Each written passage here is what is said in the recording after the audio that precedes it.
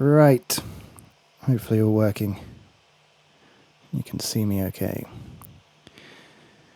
As usual, there's always a bit of faff at the start trying to stream it or share it to multiple platforms, get it all working. Surely someone's made a solution where you just click one button and you can have a load of pre-made stream sharing posts go out to all the right pages and platforms and groups and all of that stuff. But anyway, we're back, and it's actually part 4, building granular synth / audio effect stuff. Wasn't really sure the granular would carry on for this long, but yeah, it's actually been pretty fun. And there's always more things to add to the granular effect than you think. And we're kind of covering a lot of different ground anyway, hopefully. So obviously before we've been just programming the granular engine and working with audio objects. Last time we were doing a bit of work with user interface and talking about modulation matrices. This time we're going to be doing some pitch quantizing. So if I grab a copy of our device, wherever I dumped it, somewhere in here when I reorganize stuff, drag it on a track. So pitch quantizing. Previously, so as with the granular thing and how you make nice granular texture clouds, it's generally by randomizing loads of parameters. So when you play loads of grains on top of each other quickly, randomizing the start point, end point, stuff like that allows you to get the interesting sounds and effects, basically. So we've been able to add randomization to the start point, randomization to basically all the parameters, including the pitch. But the randomization applied to the pitch at the minute is kind of very basic. Basically, it just randomly generates a number between 0 and 1,000 and applies that to the pitch. So as we start randomizing and dragging up the pitch, it's just going to kind of shake either side of here, kind of randomly. No particular way to handle it very much, apart from just dialing in the level of randomness, which just controls how far it's going to move from the point you set it to either extreme end of the range. Obviously, when you're quantizing or wanting to randomize pitch, you generally want to have a bit more control. So you might want to be able to select scales and just make sure when it randomizes, it always sticks within a scale.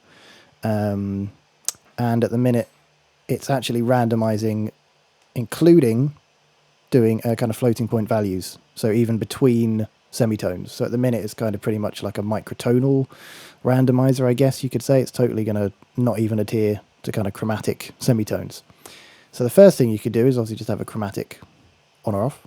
So that'd allow you to actually control if it's going to go to semitones or not.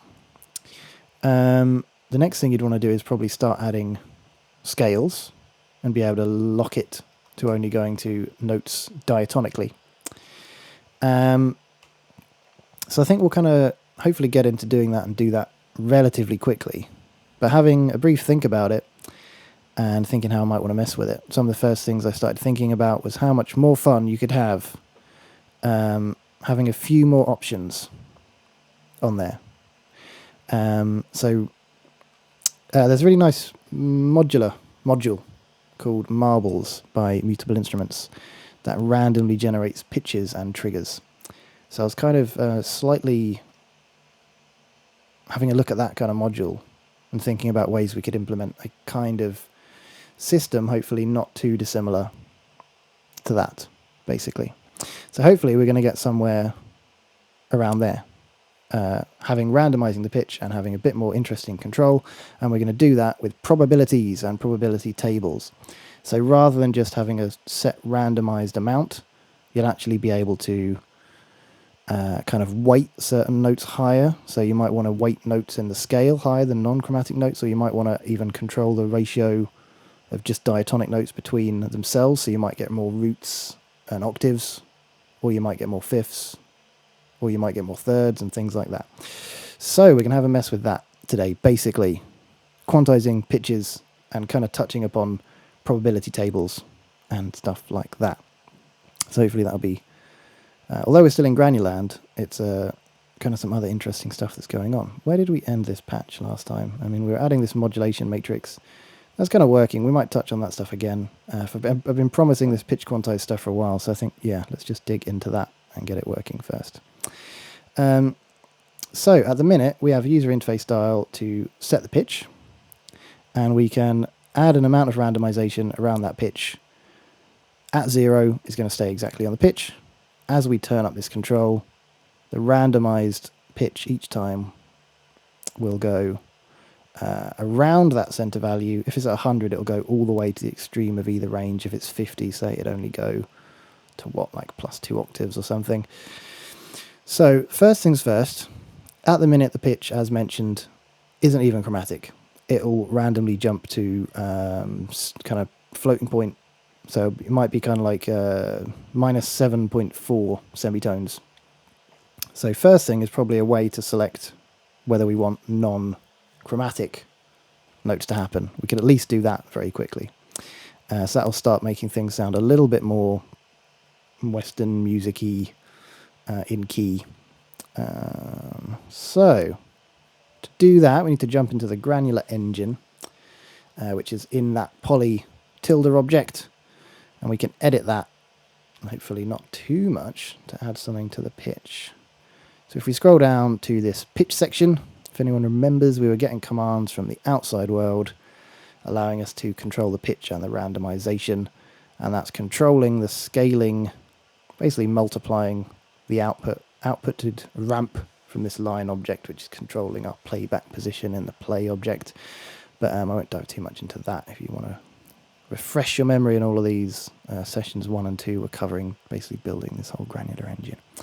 But yeah, so at the minute we're in this patch, in this section of the patch here, we've got the pitch section. Every time we send a bang with the setup, and setup random basically to this little granular engine being told a note is about to be played, you need to generate a random number depending on how much random we want from 0 to 100 and apply it to the pitch we've set. So at the minute, this random number is going from 0 to 999, basically 1,000 possible values, and we're scaling those 1,000 possible values to live between -48 and +48 semitones. We've left it with a floating point decimal on the scale object, so at the minute it will actually generate random floating point numbers. So if I just quickly bang this random object, we should see, yeah, totally random semitones in between -48 and +48, so 4 octaves either side, and they've got semitones, floating point decimal place values afterwards. So totally random, not even chromatic, which can be fun. Especially for textural, drum, percussive, non-pitched stuff. But first things first, an easy way to get into at least chromatic tunings would be to knock off anything after the floating point value. And to do that, at about here, I mean, pitch, technically the pitch dial only adds straight semitones anyway, but technically that's where you'd want to add it here.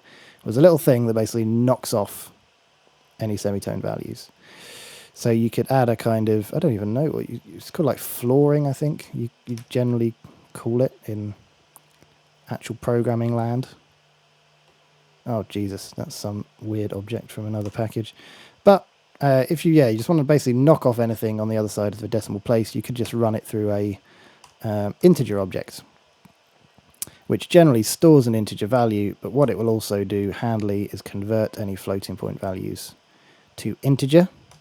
So for example, if we send in a floating point value, it's actually only going to send the first side of the decimal place, so that will immediately kind of get us into being into quantized chromatically territory. So let's quickly add that in before we dive into the other stuff. And as usual with Max, we need to make a bit of space to work. I'm sure there's a better way to do this, but I don't know of it yet. Boom. That out the way. Let's make a little bit of space here. And chuck in. We're going to want a gate, and we're going to want to switch between allowing it to be crazy, how it is at the minute. So it can just go through cleanly, not knocking off the floating point values. And then on the second output, so we're going to want a gate with 2 outlets. Initial state is it would go through cleanly, allowing floating point non-chromatic values. But if we select the kind of chromatic option to knock off all of those decimal places, we then want it to pass through the second outlet of gate. One thing to note with gate as well, if you're not familiar with it, is gate requires, so you send it a number to choose which outlet the incoming value will be sent out of. Weirdly with gate, as you'll notice, the right inlet is its hot inlet because it's effectively triggering output. The left inlet is the cold inlet, but it controls which outlet things go into. So if we set a 1, values are going to come out of this outlet. If we set a 2, values are going to come out of this outlet. If we set a 0, effectively we actually close the gate because these are both closed now, and we'd effectively end up... That's how you can make a gate where you just turn things on and off, basically. But one thing you nearly always need to remember with Macs when programming a user interfaces, at least in this case of switching between 2 options, is we want to have at this point a kind of toggle system, and we want it to toggle between this output and this outlet, and so we need to +1, so we're just switching between 1 and 2, and we're ignoring 0 to close it entirely. So we're just switching between going out of outlet 1 and outlet 2. Outlet 0, or sending a 0, effectively means close all outlets, which is not what we want in this case. Now we need a way to control this from outside land. So up here we've got our nice little setup where any command being sent into this individual voice gets sent along this the send object with a uniquely generated ID number. So grain 1 has the number 1000, grain number 2 probably has the number 1001, yada yada yada. That gets piped over here to our receive object with the same name, with the same randomly generated number at the start. And we're then routing out the commands we need for the pitch section. So at the end here we need to receive another command, and I think, at least for now, let's go with quantizing. Maybe we'll rename this, maybe not, but for now we're just going to slap that into there. So whenever we send a message quantizing into the grain, in fact quantizing is a bit random because we might even want to get into velocity, other types of quantizing apart from just pitch time quantizing, who knows. So we're going to call it pitch quantizing, and it's going to get sent into the gate inlet here, and ideally we're just going to send it a 1 or a 2, a 0 or 1 to switch between open and closed. So that should, with a quick save of this, pop out to our user interface area here, and at least for now we're going to want some kind of live user menu, drop down menu thing, because we're probably going to want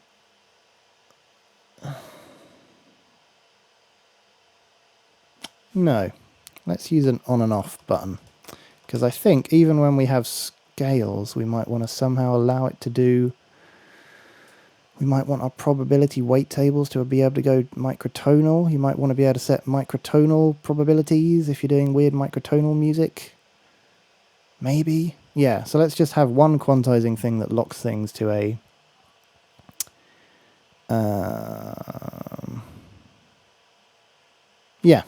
yeah, let's do it this way, and we'll have another menu that's controlling the other things. Just because, I was just thinking someone might want to make microtonal music with this, and you don't want to stop them doing that by always locking off them from doing probability table stuff. Some people might want to get into that, so we're going to leave that as an option by having a separate button that turns off microtones.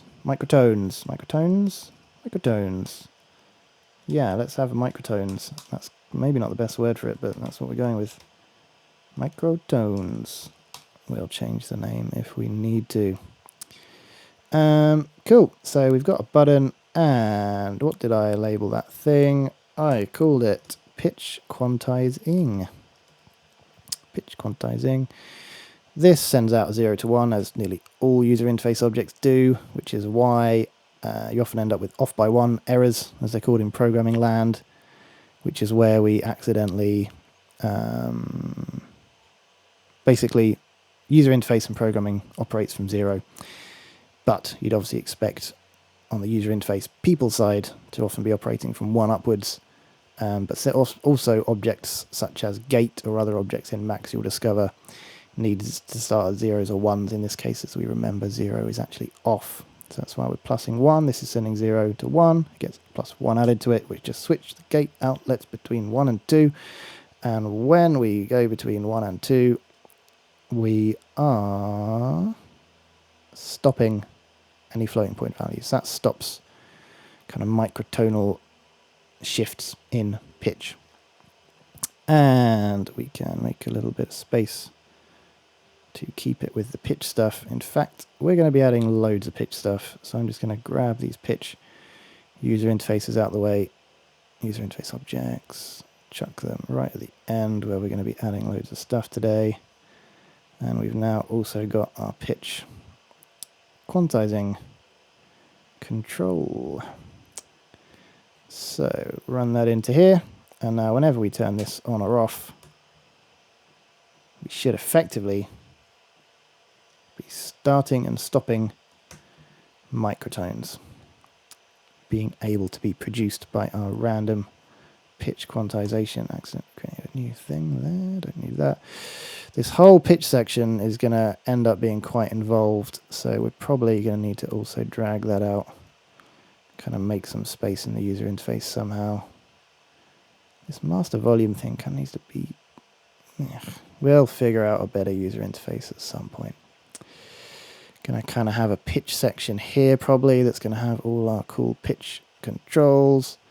Going to probably have this quantizing section with microtones and other fancy stuff. For now, we'll just leave that one control there. But what we should be able to do is if we go, if we check if any of the stuff I actually did last time worked, we are going to go back to our trusty thumb piano thing as the smallest, most portable kind of pitched thing I have to hand generally. That works acoustically with a microphone. And in Ableton, have we got the input set? Yes. Is the input turned on? Yes. Is audio coming in? Yes, it is. Although we're not going to be using the audio analyzer for anything at the minute. At least we can see that the audio is coming in and see that voice. And now if we press record, we should be able to record something into the buffer and just record a few pitch notes. I might even just try and play one note. I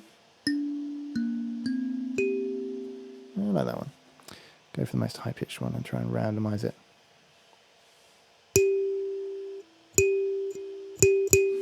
Aha, and if I remember, I've got a little bit of extra processing going on this mic in the built-in sound card software, which is compressing it a bit. So instead, let's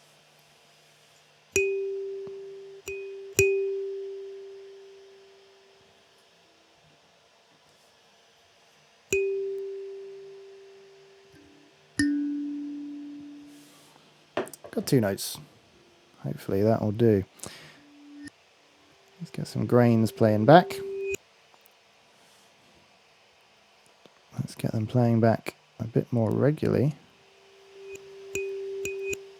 Shorter durations.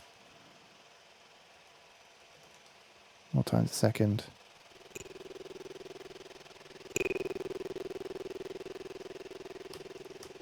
Maybe a bit too many times a second, that is.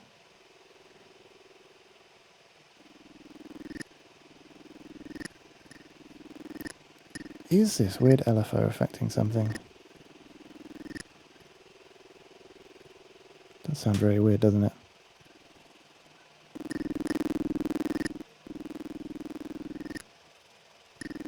What have I done? Duration 100. Fiddle with everything. See what's going wrong. It almost seems that the LFO's on or something.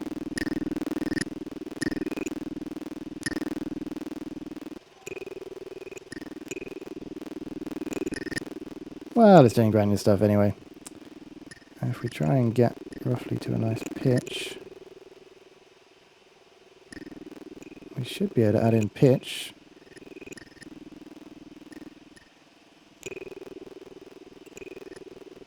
And let's see it do something. What is that? I have a feeling my computer is trying to do way too much at the minute and struggling. Increase buffer size. Poor MacBook cannot handle everything that's going on. Now we're better. Thank you very much. So, at the minute, we are generating random pitches going on at the minute. All kinds of chaotic. Not particularly great for pitch stuff like that. Sounds a bit too chaotic for my liking. So let's limit this down to shorter sizes and try and focus just on that one pitched bit over here somewhere.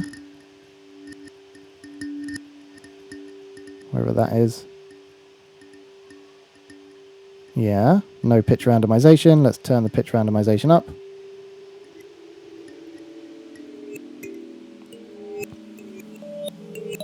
Sounding all microtonal and spooky. Not sure how obvious this is going to be, but effectively once we've turned on this microtonal control here,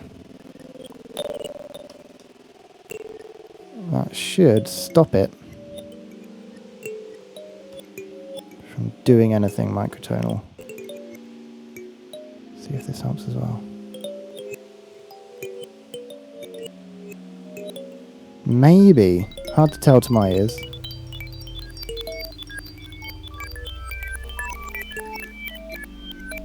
But I think, in theory, from what I can tell, what we've just added,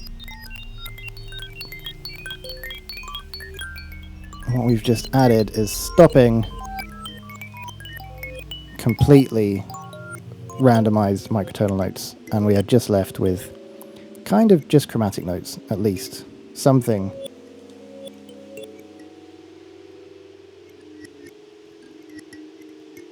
So it's at least slightly quantized. So kind of by turning on and off this microtonal thing, we're going between no quantization to chromatic quantization. So I think what we probably need actually, yeah, microtonal doesn't make much sense. Let's make a new live.comment. Call it pitch quantization, pitch quantize. Let's just call the section that.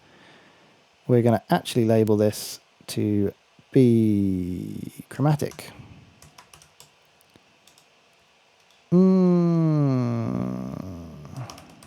I think that'll kind of make more sense, at least for now. Let's get our pitch quantize thing over here. Somewhere. Where's it gone? Over here. And this whole section is going to be pitch and pitch quantize. And yeah, one of the options is going to be to make it chromatic or not by stopping any floating point numbers coming out. At least I think that's how it's working so far. The difference between kind of microtonal craziness and totally chromatic craziness is not that different. But just in case anyone needs the microtonal functionality, we've got it now. Next step, doing more complicated stuff with quantizing and pitches. So the next thing, obviously, as well as just being able to turn off any quantizing and then limiting it to be chromatic only, the next thing we're probably going to want to do is limit things diatonically to a scale. So you're going to want to have some way to kind of draw in a scale. So generally you might have something like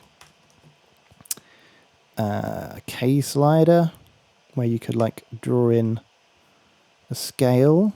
You could have it be all the values, or you could just kind of have it be from 0 to 12 maybe, and you could write your notes in, because you can actually have polyphonic like this. So we could draw in our scale and just quantize to that kind of binary scale type thing, or whatever you wanted. But that's kind of one line further down. Basically, what we're going to start off with effectively is a list, I think. And say your scale is a list of semitones that you might want to randomize within. So you're going to want to start off by being able to switch between these different scales. But for now, let's just try and have one scale. And say a minor scale is root note, effectively, 0 semitones difference, either way. 1 would be the minor second, so let's go, or the flat second, however you call it. So let's just go with a second.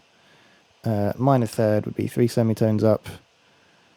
Skip a flat 4 and put in a normal fourth. Skip the flat 5. Go with a fifth. Minor sixth. Skip the normal 7 and go with minor 7th. And that effectively is a minor scale in semitones. Although my terrible kind of music theory knowledge that I haven't brushed up on in years is definitely not allowing me to remember those things as quickly as I probably should. But the other thing you could do then is have this kind of list of numbers that you've defined, whatever you've defined your scale is. So in this case, our scale is all the semitones within 1 octave it takes up to make a minor scale. 1, 2, 3, 4, 5, 6, 7. Yes. So most scales, Western music scales and modes, have 7 notes. So what you'd probably want to do then is do something like this, for example. Say you enter in a scale, you find out what the length of the scale is. Again, if you're using traditional Western scales and modes, you're probably going to have 7 notes, but you might just want to have pentatonics, or even just set it to be roots and octaves, 0 and 12 maybe, or something. So what we can do is we can use the ZL family of objects, which are a family of objects that let you perform functions on lists, chopping them in parts, slicing off the starting numbers, ending numbers, reversing them, scrambling them up randomly and stuff like that. In this case, one way we could do it is to get the length after we've typed in a list of numbers. That's going to show us 7, just in case people type in different lengths of scales. We would then create another random object, and one of these inlets should set the random range. So I think we'd then send this random, set the range, which would effectively set this random object to generate numbers between 0 and 7. And I think if I bang this, we should, let's generate the length and then bang it. It should give me numbers between 0 and 6 effectively, because 7 it would never hit. 7 is the maximum, and again, in programming language, we often work in 0 to 7s. So that should be okay for us. So let's go with that. And let's go with... One sec. Looks like the weird stream's gone a bit glitchy in the Facebook side of things. Are we working in Twitch? We're probably working in Twitch. I bet it's something stupid with Facebook. Facebook's complaining. Stop complaining, Facebook. Please work. Bet it's because I changed the audio rates for a stream the other day and Facebook is now complaining. Oh no, it seems to be okay.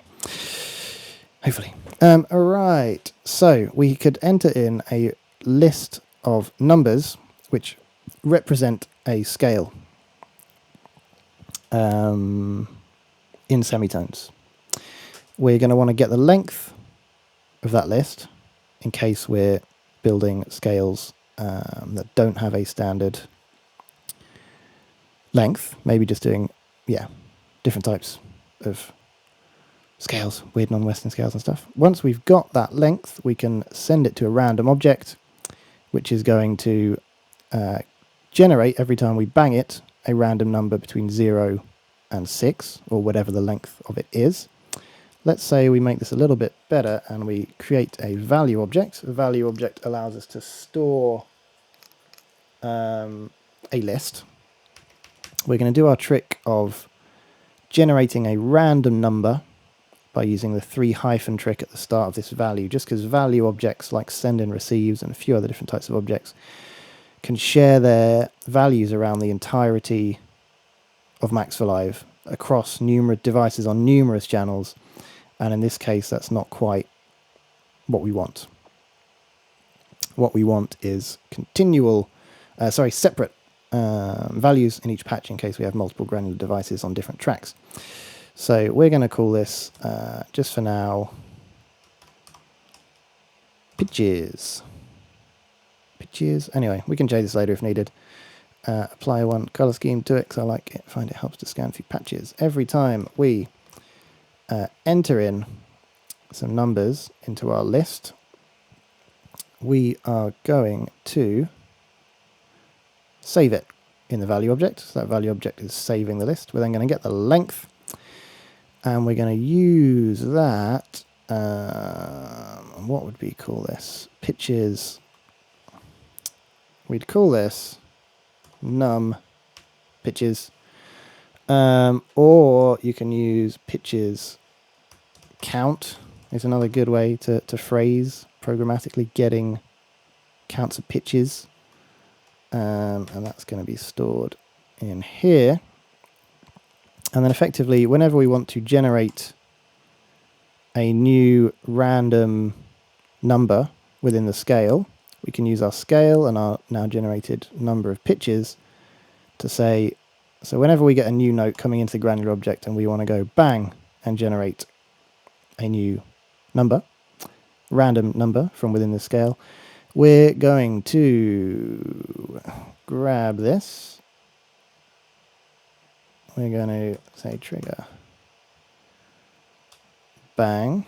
Ooh, new trigger bang, just so we don't accidentally change the elements in the value object itself. That's going to then trigger that while sending out the count. So this will change the count of how many random things to bang, just in case it's changed.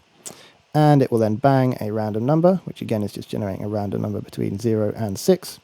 We're then going to grab a number at random from this list. So we're going to use another ZL object to do that. And we're going to use ZL emp. Now emp grabs a number from a list based on you sending an index or a position into its right outlet.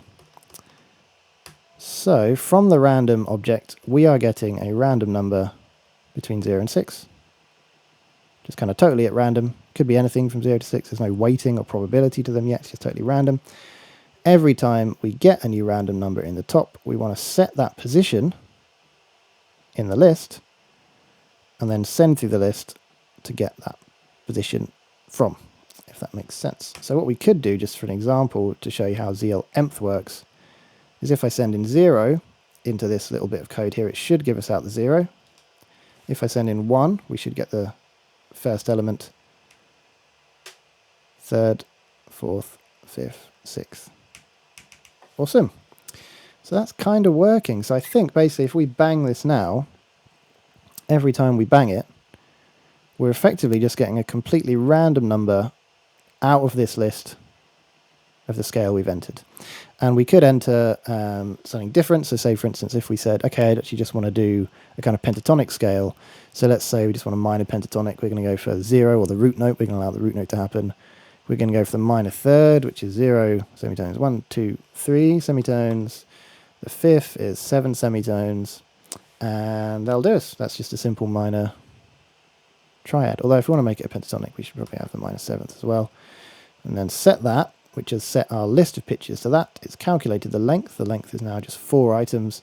And again, because we're using these values, our randomized section over here should randomly just grab either 0, 3, 7, or 10.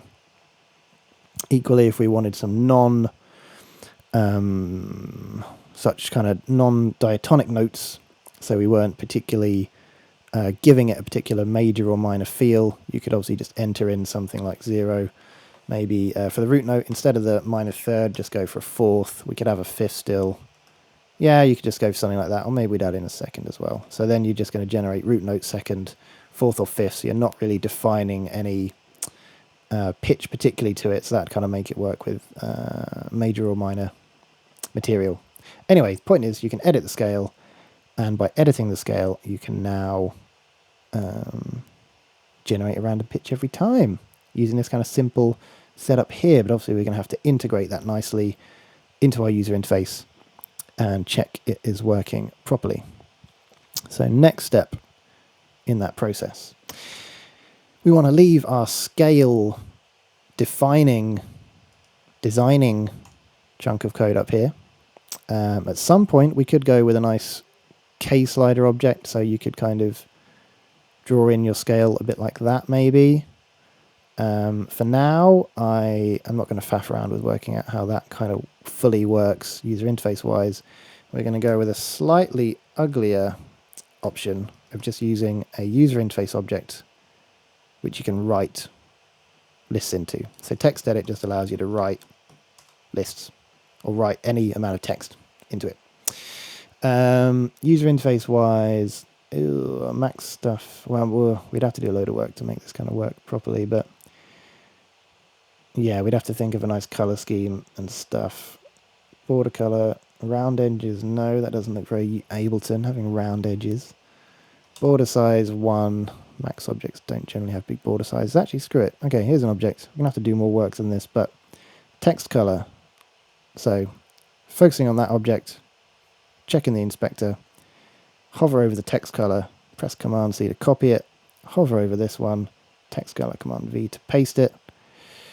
Border color, copy that, focus on this, border color V. What else have we got? Background kind of color. That's kind of, I mean, I don't know why you're looking grayed out, but there you go, background color active. So effectively, if we do something like that, should I end up with something that looks a little bit more Max for Lively at least. This currently won't change based on what skin you use though, so we'd have to kind of do some fancy work using the live.colors object to change its color depending on what skin you load. But for now, that's given us a text object we can add information into. Maximum lines 1, because we never actually want to be able to go onto another line. It would take us out of our, I say maximum lines, then just let me make new lines. Return enters text. No. All of this text stuff needs to go away.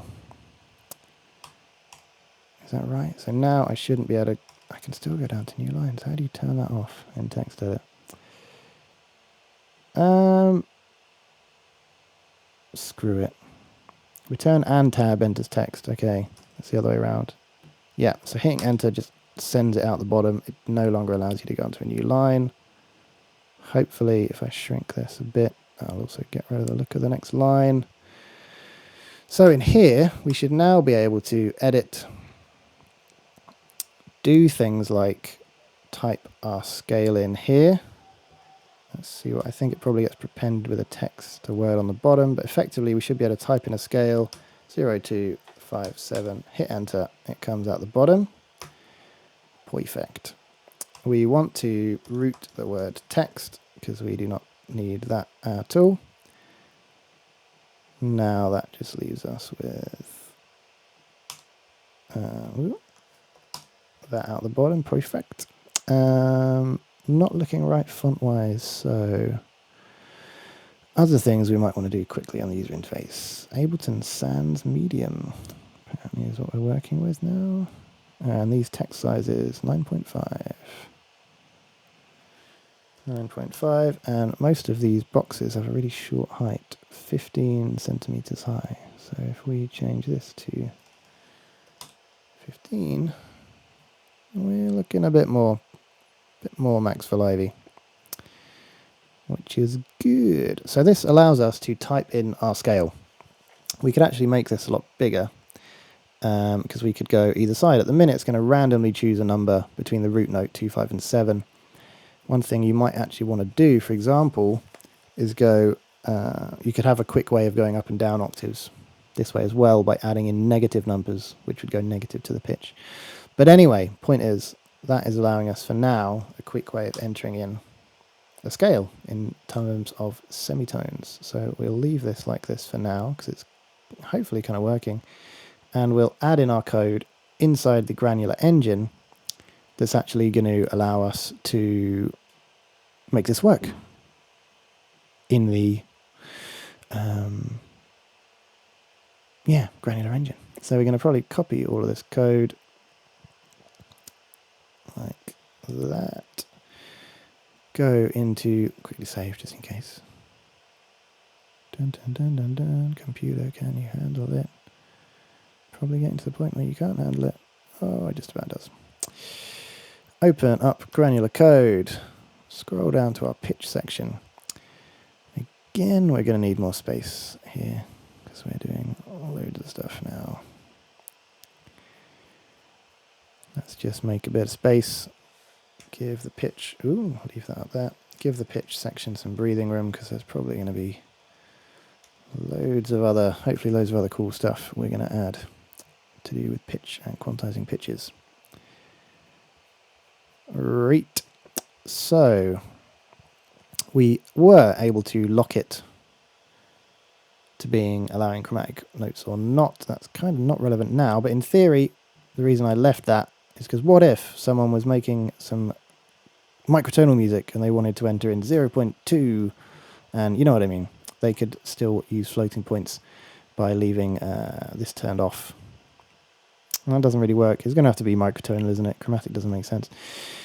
Anyway, you can stop allowing effectively microtonal pitches by turning on and off this button, and you can also enter in a scale in here, which will allow it to just randomize around that scale. But you could, due to this, enter in microtonal values if you're doing some weird microtonal stuff. Why not? Some people like that. It's not too much extra programming to leave it in, so we might as well. Now, around this pitch section, we are going to want to throw in our section of code here that whenever it's banged, randomly generates a pitch from the list of pitches we've typed in. There you go, working as expected, even inside this other little engine, because we're using these nice value objects that share their value all around the patch. So, where in the code are we going to want to chuck that? Somewhere above the clipping and the newfound microtonal / allow decimal pitch values is what that section is doing. So let's just stick this comment here so we can come back to the code and remember what's going on. You can even make things have a nice little bubble, but I don't need to do that so much anymore. But that's an option if you need it for commenting your patches. Next up, adding the code in. So we've got this random thing and the setup random, so that's still going to apply here because every time a note is triggered, which is when we get this setup random command right at the start here, we're going to want to generate the random pitch. Currently, we've got this system of generating a totally random number like that between between minus 48 and 48. So we're going to kind of want to have an option instead where this bang here, when we do the setup random, kind of setting up the note ready for it to play its granular self. What we're going to want to do is have a kind of switch or a gate system here. At least for now, it's only going to be these two options where random comes into here, the bang from the setup comes into here, and it either generates a completely random pitch, just anywhere between minus 48 and 48. Or, so that's kind of our chromatic mode. This would be our diatonic mode. And And we just need a way, and instead of, so that's not going to get triggered, we don't care about you. We still want it to be, I reckon, relative to the bass pitch. So I like the idea. So yeah, we're still changing the pitch using a dial, and our randomized values are moving around that general bias or point. So I still really like the idea of that the randomizing numbers we're generating go either side of that. So we'll keep this addition object here, which is adding the pitch dial, the main user interface pitch dial, to the randomized generated number. So I think we want to keep that. Leave a bit of space there. We want to move these down even further. Oh, ugly cables. Make a little bit of space like that, and we're going to want to chuck these in here somewhere. You are our gate, deciding whether we are in chromatic or diatonic pitch quantizing. You are generating our random pitch that's different to the normal one, and you still get kind of sent in there. So I think that's okay.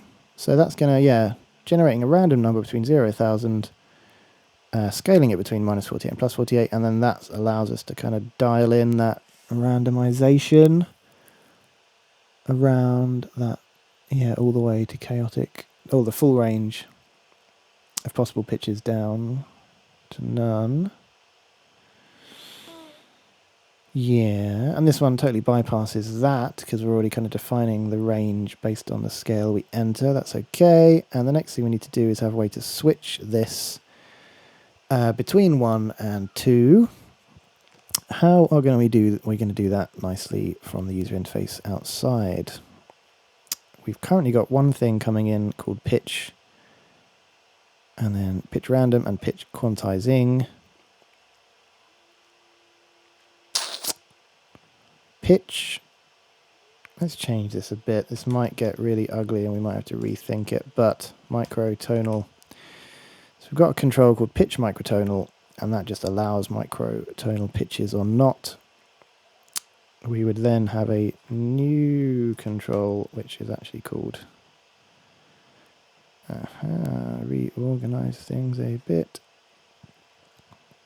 Squeeze you in here somewhere. We'll tidy up the code a bit more later. You are now going to be pitch quantize. Pitch quantize, and we're going to use the American spelling of a Z. Who knows why? It's just what we're doing. Pitch quantize is actually now going to need to come into here. And we're going to want to +1 again. This is going to continually get more complicated until we think of a better way to define this in the user interface, I think.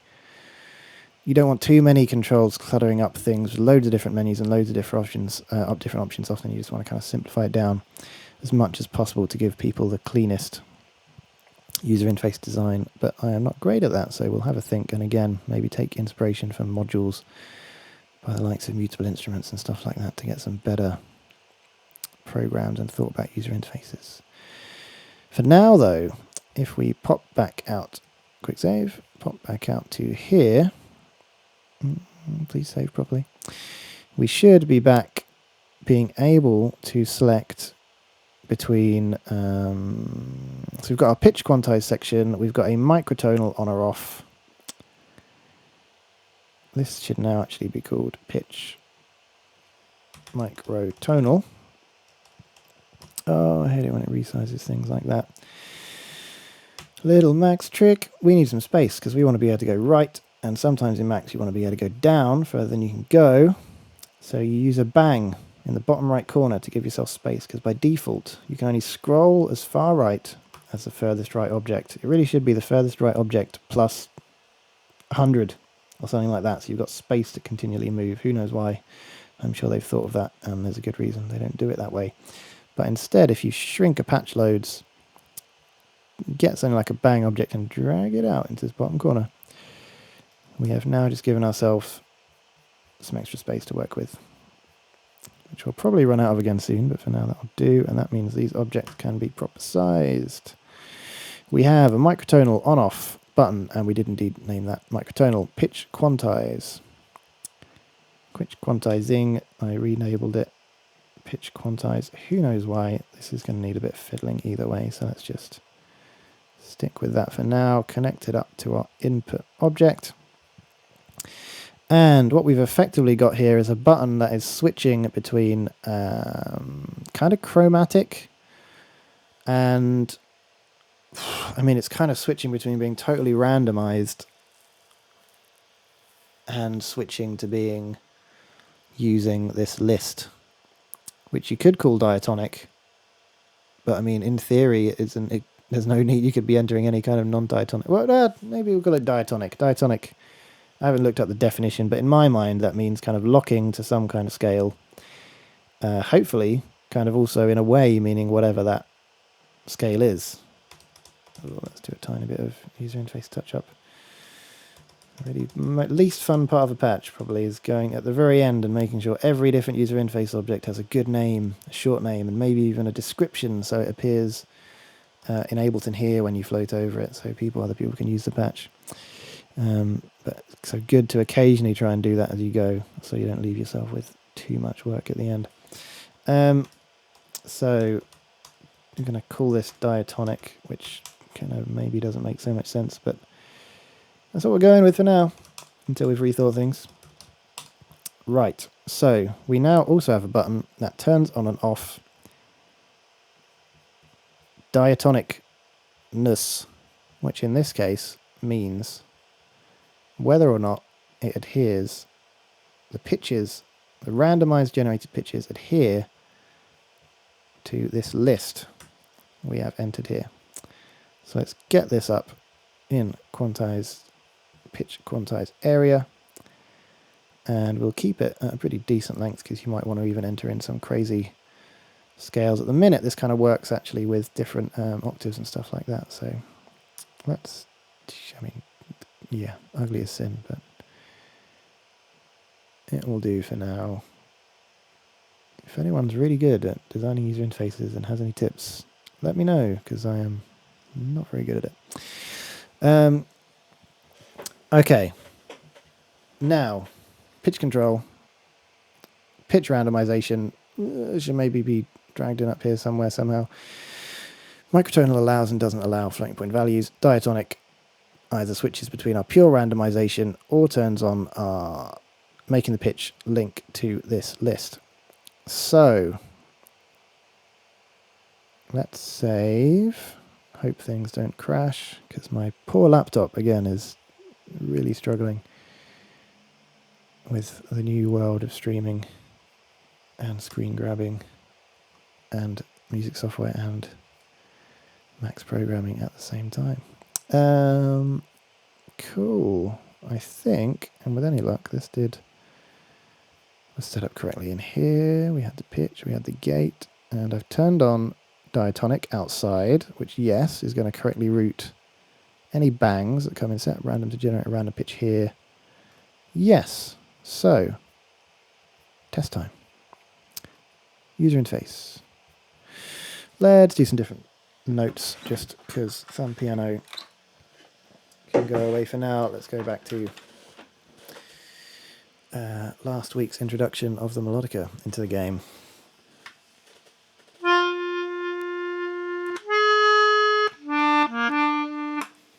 Right, let's record some notes quickly with the melodica.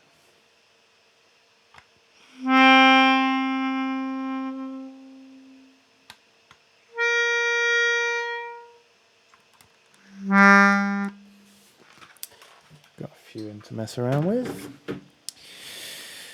And we're going to start some grains. It's going to be on diatonic mode.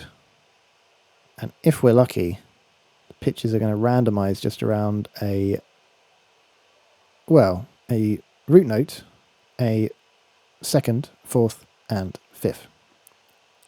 Please work.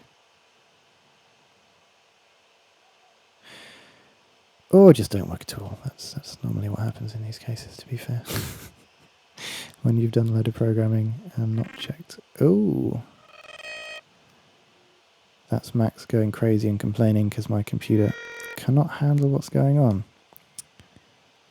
I can't increase the buffer size anymore. What can I do to stop you being angry? Disable analyzer? I mean, settings in max preferences should surely not be affecting anything when we're working in max for live with the max for live buffer. You'd think. Just in case, let's try and drastically increase the max buffer sizes. So yeah, Max also has its own preferences where you can mess with effectively the buffer size. But I'm pretty sure they don't have any effect when you're working in Max for Live.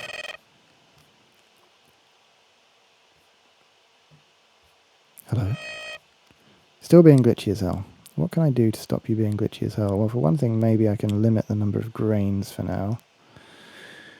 Turn down to just 25 grains, which you think would be enough to do some granular stuff without glitching out the computer. Can we get you to work? 100. Trigger me some grains, please. Please, poor computer.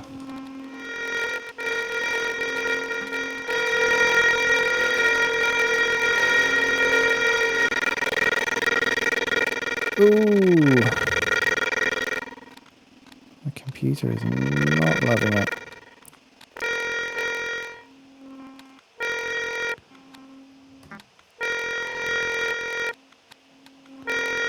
Let's see if we can even just simplify this down enough by literally just having one grain voice. That should suitably lower any CPU being triggered by Ableton by only needing one sample voice. And with any luck, my computer would then actually be able to handle doing this, which for some reason in the hot weather this week, it's not loving it. Come on. Poor computer.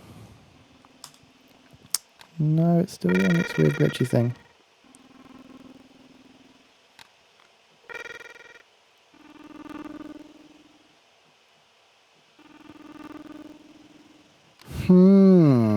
What could I do to improve this situation? What can I close that's not necessary? If I shut loopback, does my computer care about loopback being shut? Oh, don't close OBS. That'd be a very stupid idea. Loopback, you can actually close. QMix, I don't think you're using any CPU, but you've got to go. Chrome, my only way to see any comments anyone may write in the future. I'm afraid you're going to have to go as well.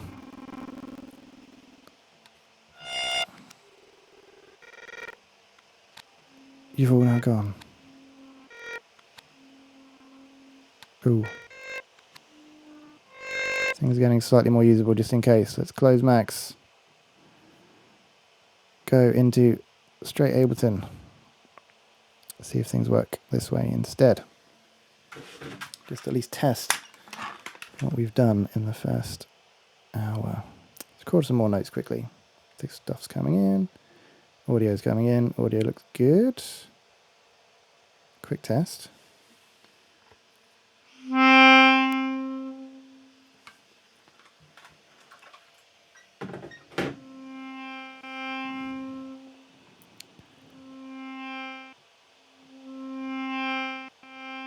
Yeah.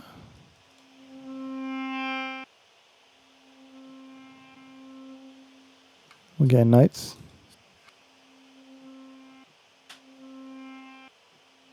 Not very granular because I've had to lower it down so much just to get my computer to handle it. But we are generating notes.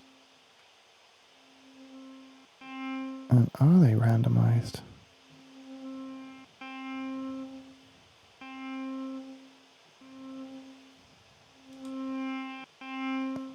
Are they being randomized pitchwise?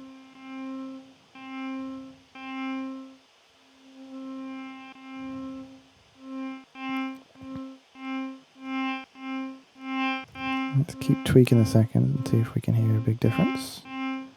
Turn off pitch just to make things really simple.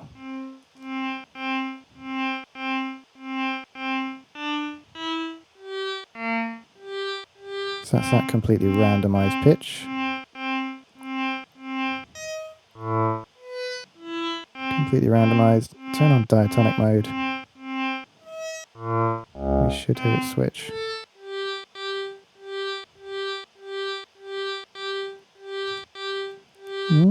Something in the programming's broke. Ah, there you go. Just need to refresh this number being broken. So it's not sounding particularly amazingly inventive or interesting yet, especially with how much I've had to shrink down the number of grains to get my computer to actually handle streaming and everything it's doing at the minute. But in theory, that is now a... See if I can turn this off as well. Does this help? Just trying to turn off some things in OBS and see if my computer handles it any better with them turned off. But in theory, when I turn on these grains and we start playing stuff, you should be able to hear it's now randomly every time selecting a random pitch from this list.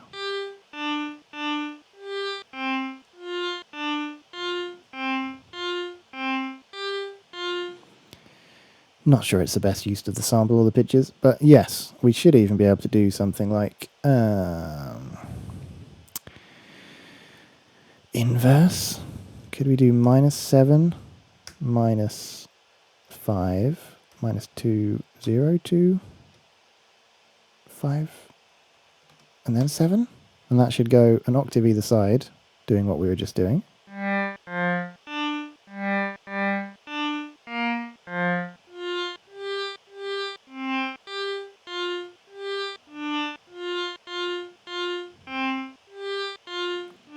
Add in a super octave lower just for the hell of it.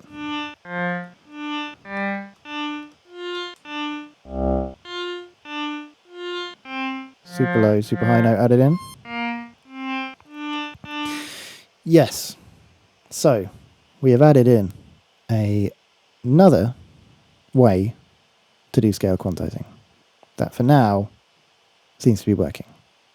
Just about. We found a situation my computer can actually handle doing what it's doing now, which is turning everything up, buffer size wise, as high as possible, closing every other application that's open apart from OBS and Ableton. Although I think I'm probably going to have to open up Chrome just to actually be able to check what's going on. But let's try open up Max again and see if we can increase the number of grains. So we should actually be able to get a bit more interesting kind of work going on working this, because that was, again, I think limited down to maybe even literally just one grain, so it wasn't going to do anything amazingly interesting patch wise. Could usually create a user interface to control actually to change the number of voices. Let's just do that now. Why the hell not? So Polly takes a message, voices I believe, that then allows it to change the number of voices, which it should be doing. It's taking its sweet time about it. I really do hope this isn't the first one we have to give up because my computer can just not do anything. Yes, it receives the message voices to set a number of voices. So let's create a prepend voices message that just gets sent to everything. It doesn't need to be sent to a specific voice or target all voices. And live dot numbox. This needs to go between 1 at the absolute minimum. What's in here? Go away. So we're just making a user interface control to control the maximum number of grains we can have. Maximum grains. Ooh. Max grains. So what am I typing out? 1 and 100. Is anyone going to get to 100? Maybe someone with a really good computer with decent CPU. Could even try 1,000. Pretty sure that would crash have a hard time on nearly anyone's computer. Initial, let's say 25. We'll change this to be 25 as well, because at least for my computer, 25 is a number that can hopefully actually handle. So every time, whenever we edit this number here, we're going to change the number of voices in the poly object. So the density of grains, more dense. Max grains is what we're going to call this user interface control for now. Just so if I have to do tests like this again, where I need to radically shrink the number of grains to stop my CPU exploding, we now have a user interface control to do that. And we're just going to stick it in a really ugly position right there for now, because that'll do. This we could also make a parameter. So it'd be stored with the live set, and we could call it pitch or scale. Scale do. Scale do. Scale. Scale. Initial enable. Yeah, sure. Be what you are now. That's fine. Might need to mess with that. Scale's too nondescript. We're going to end up having so many other scale things going on, I think. Yeah, so a parameter like this, which is a non-Max for Live user interface, a user interface this is a default Max user interface control. It's not a specific Ableton control. Obviously, in Ableton and Ableton's user interface, I don't think there's any user interface controls that let you write in a list. So as such, you can't use any particular live specific user interface, although we tried to make it look as much like other Max for Live user interface controls as possible. This obviously cannot be MIDI mapped in any real sense, because how would you MIDI map a list to a controller? You can't. So what we might want to do is be able to control what's in that list. So we might basically want to have different scales, or user entered scales, and be able to switch between them on the fly is probably something we want to get to adding next. Although one thing I'm quickly going to do is test if it's working with more voices. I'll do a quick record session.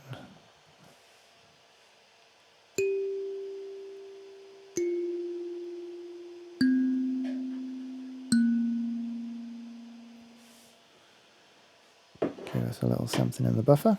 Let's see how glitchy you are. Totally unusable. Great. Okay, so we're not going to mess around with any of this. We are just going to keep on programming and hope it all works, and I'll be able to shrink down the device enough to show you the functionality later on without my computer massively struggling to process all of this. So the next thing you might want to do is, so at the minute we can enter in a scale and we can type in those notes. But obviously, in a nice user interface, you might not want to have to enter in notes every time, and not everyone knows very well the notes of a scale or semitones or stuff like that. They might not look them up. So what you might want to have is just generic modes and scales, and just be able to select them from a user interface. That is pretty doable in Max and Max for Live. So as well as being able to, because we've put this list object itself, we've made it a parameter and given it a name, an initial value. This will now be stored with the live set and recalled every time you open it. You can also save these as device presets in Ableton using the little floppy disk in the right hand corner. But within the device itself, we might want to have a kind of U menu, drop down menu system where you can select different scales. So the way you do that in Max, and by extension Max for Live, is Max has a series of objects called the patter family of objects. Patter is all to do with storing presets. So you can make patter objects, or generally it automatically also stores loads of user interface objects, or it can do depending what object you use. And you then use a object called patter storage that lets you actually load and recall different presets.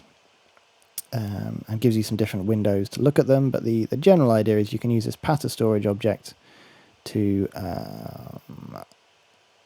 recall presets, create presets, name presets, number presets, overwrite presets, all this kind of fancy stuff. But it's a quick way, at least in this situation, where we should be able to create a pattern store object. We've currently got no client objects, so no objects we're presetting. But if I make a pattern object and I call it at name, do you have a name parameter? No, you don't. Well, for now, let's just do bind to. Well, actually, we're just going to bind it to this, so I'll just connect it up manually for now. Screw it. But if I create this pattern object, bind it to this object here, we should now click on this and we can see we are controlling something with pattern storage. We are able to preset and recall something, and we can see just by connecting patterns middle bind to connection to this, we are now able to view its data in pattern storage. And what we could do is give this a name. I mean, it doesn't really matter. Screw it, we're not doing cleanup stuff yet. Let's just get this to work. What you might want to do, for example, is with pattern storage, you can send it the message store. And you can send it the message recall. Is it recall? Store writes a preset. Recall. Oh, you don't even need to send recall. You just send a 1 and it just recalls it automatically. That is fine with us. Live.numbox. That is our preset store command. So we can type in a number into this list and we can store it as a preset. So this is going to be pitch preset. Oh, I'm writing it in max format. Pitch preset store. Just give it a name for now. Pitch preset store between 1 and 100. Are you going to need more than 100? No, you're probably not going to need 10.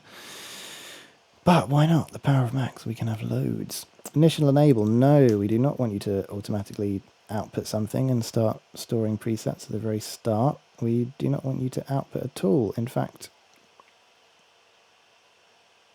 I don't think we want to be able to automate or map storing presets at all in any way. We're just going to turn this off for now. That allows us to store a preset. Color these up, because again, for some reason, I got into the habit of pattern objects being yellow, or a shade of yellow. So we can store a preset. We can also make another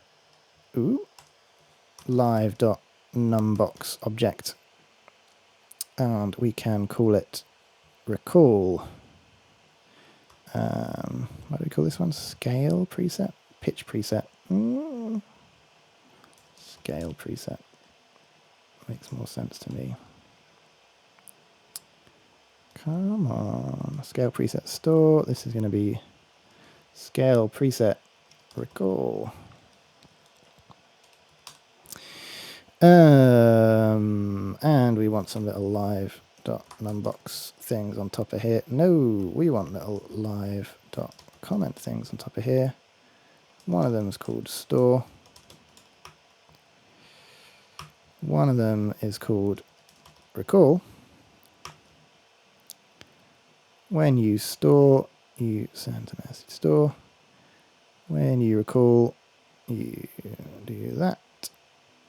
And we do probably want to be able to automate and store presets. By default, you're going to default to preset 0. So what we can do, pad storage, as I mentioned, allows you to preset objects. It allows you to recall and store them. So yeah, using pattern storage basically looks out for pattern objects around a patch. And you can store data in pattern objects, all kinds of data, lists, large lists, single numbers, single values, sentences, words, anything really. You can also attach them to existing user interface objects. So it'll automatically store that and allowing that user interface object to kind of be in the pattern world and appear in pattern storage. There's also an object such as auto pattern, which will grab basically every user interface object in the patch. So now that we should have, a whole ton of live user interface objects, all of these interface objects that I haven't bothered to label correctly, so are absolutely horrible to look at. But basically all of these can now be presetted and stored with path storage, which is not what we want at the minute. We don't want to be presetting and controlling all of these things at the same time. Maybe we'll add that in a bit, but for now that is a bit much. So we'll get rid of the auto patter, which would automatically add all user interface objects, and we'll just rely on our single patter object, which is going to allow this single scale to do its job. I typed in a little generic kind of scale thing, giving us a root note, a second, a fourth, and a fifth. I'm going to store that as preset 1. To see the presets, you probably need to enter up something like to view storage window, something like that. So if we send it this, we should see that's kind of preset 1. But we could also now enter in a actual kind of minor scale, maybe 0, 2, 3, 5. So that's root note, second, minor third, fourth, fifth, minor sixth, minor seventh. Boom. Enter it in, and if I store that as preset 2, that is now the second preset in our list of presets. And if I recall between 1 and 2, you should see on the fly we are now switching between these presets, which is cool. So we can actually MIDI map, or quickly we could actually, as a programmer or as someone who uses this device regularly, we might create a set of preset scale things we generally like, and we can now recall between them quickly in a performance, in a set or a production. Or as a developer, we could give users generic sets of minor, major, all the modes, and some pentatonics and stuff as well, which is something you generally get with pitch quantizing stuff built in. At the minute, we're just using a number box to recall the scale, which is a little bit ugly, but kind of does the job. If you wanted to, you can get really fancy. Pattern storage lets you assign names to presets. So we could actually have a proper user menu drop down, something more like this, and we could actually have built-in scales named minor, major, all the different modes, followed by a series of blank user settings which they could control. We could even allow the user to rename their user settings as well. For now, I think we'll do fancy UI stuff later. For now, what we've allowed ourselves is, where the hell did I put that user interface control I just put in? I removed it for some reason. Cool. So these are now going to be in the user interface. We can turn on or off our diatonic pitch quantizing, which allows us to control a scale, or make the notes randomize within a scale, I should say. We can edit the scale, and we can also preset that scale and recall different settings on the fly. Useful things to be able to do with pitches. Hopefully everyone will agree. Again, let's not bother trying to make this too pretty. It'll do for now. So yeah, again, we've now got pitch control, general pitch placement, and this pitch setting still affects the randomization settings, because when we turn on randomization, it still randomizes around this bias control. So still useful to have and leave on at all times.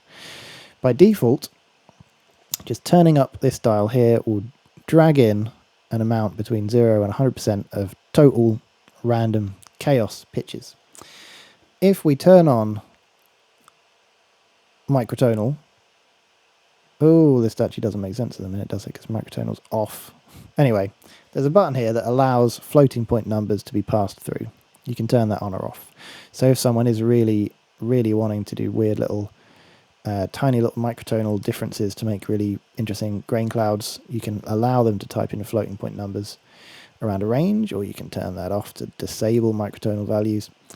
And we can switch on this diatonic mode on or off. What that does is it forces the scale, or the randomly generated pitches each time, to adhere to this list of semitones we have entered in, and we can recall and preset those as well.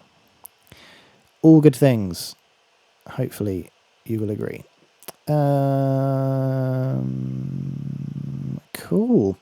Yeah, and unfortunately I would like to do a little demonstration showing how it's working, but hopefully that's the same for you. But if you can hear what I can hear in my headphones, you can hear Ableton really glitching and jittering, which unfortunately I think is my poor laptop in this very hot weather just being able to not handle doing video streaming and programming and processing at the same time, which I thought it would be able to do, but even with max buffer sizes set up, I think OBS and video work plus this is just, it's just too much for it. I can't handle it, unfortunately. So for now, you'll just have to trust me that the pitching is really cool and useful and allows you to play in notes and then granulate and control them, and now generate these random pitches. We've got a little bit of time left, so what I'd want to do is go one step further, basically.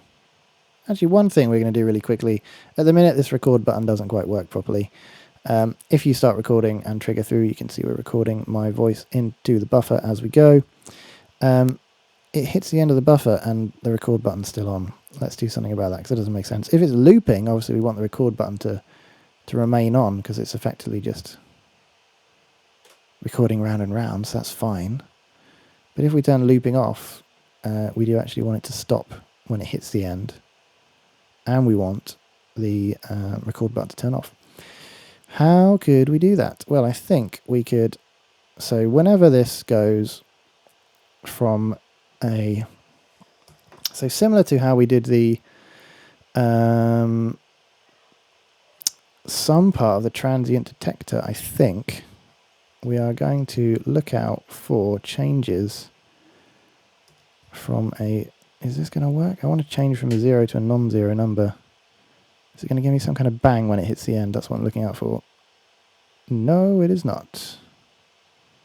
Okay, so you bang when you're started, but then when you hit end, do you just sit there and do nothing? Quite possibly. Yes. I was hoping there'd be a really quick way to fix this, but not quite. So we're getting a output from the record object of where we are between 0 and 1 in the recording process. When we have looped recording off, we want this record buffer, this record button, to effectively turn off when it's hit the end. We need to find out a way to see when this number jumps back to 0. I was hoping edge might be useful, because edge generates a bang when you hit, when you change from a between a 0 and a 1, I believe. So it can, to some degree, allow you to see a change in number. Is change going to do anything useful? Change. Report signal direction.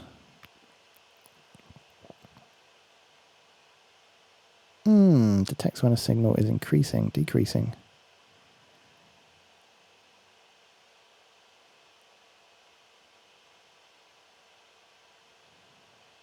Could we use something to do with this to see what's going on? I'm pretty sure we can also use delta and check the degrees of change, but I just want a quick diversion to make the user interface look a tiny bit better, because that was annoying me last time. So as you change, eventually something's going to happen.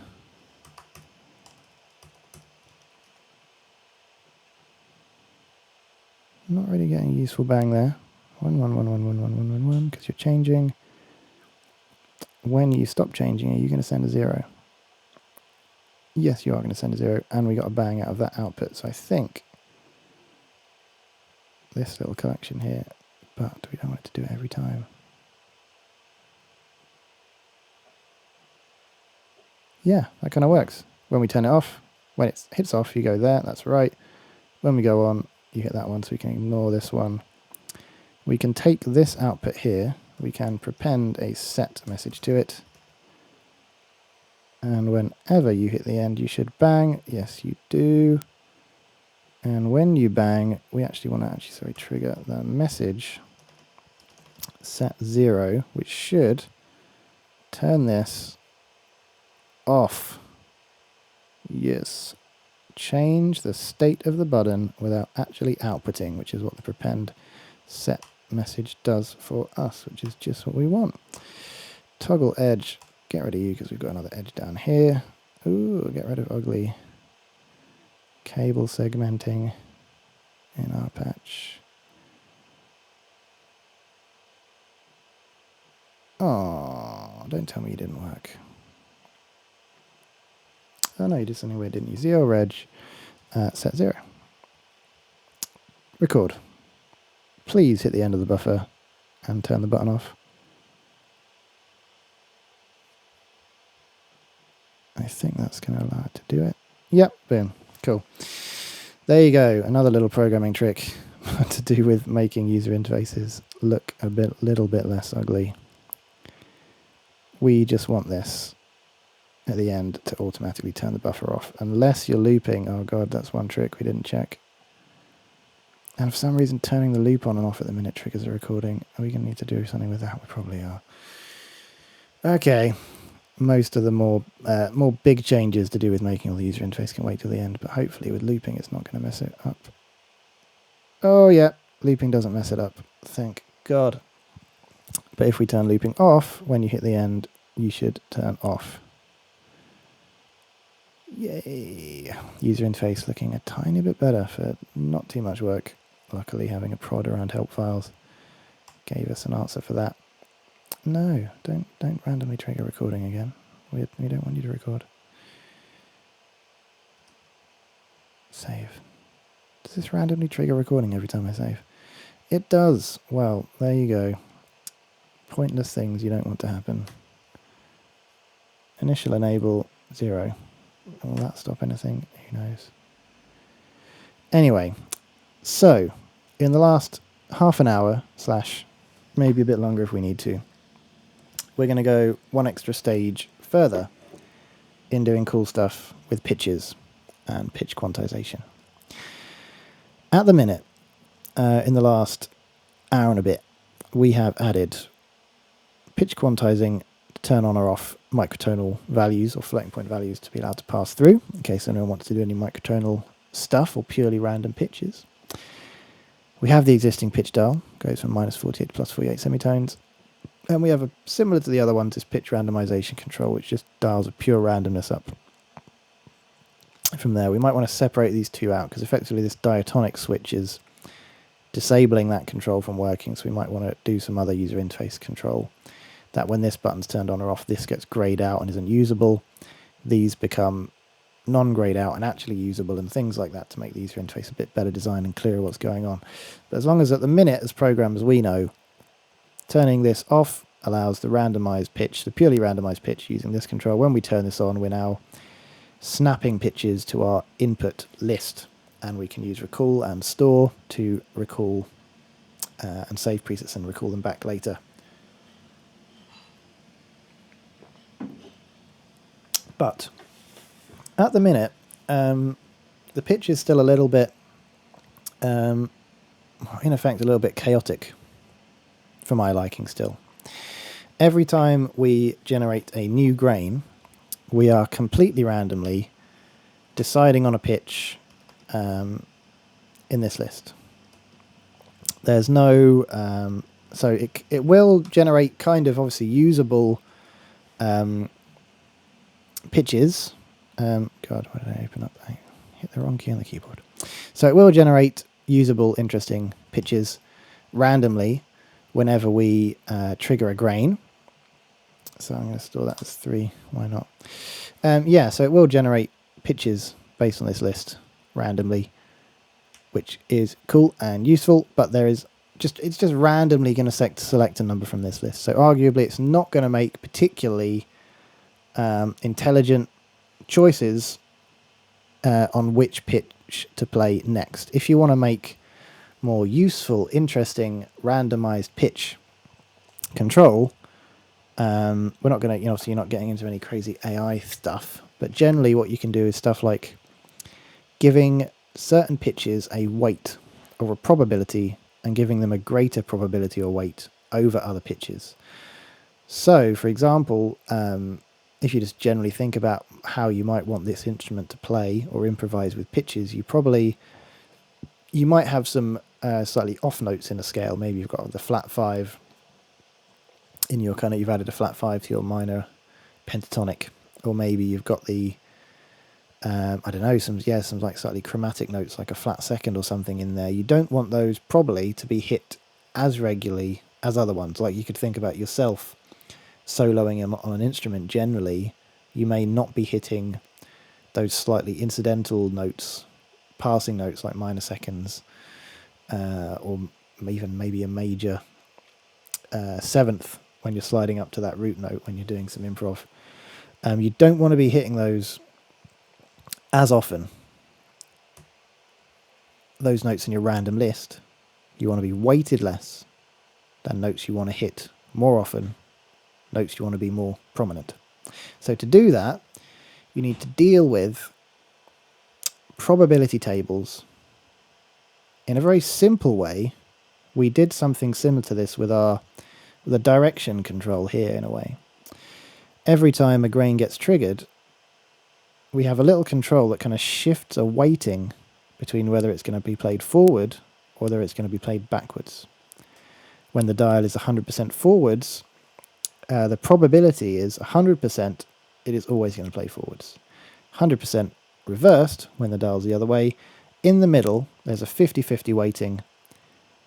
A grain is going to play forwards or backwards, and we can scale between those to kind of give it a 2/3 whatever value, basically allowing us to give a probability to whether a note's going to play forwards or backwards. With pitches, we're not just dealing with one option. We haven't just got forwards or backwards and a single weight dial.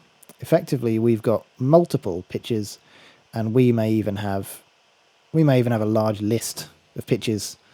We may, enter in loads of different pitches and want to weight those all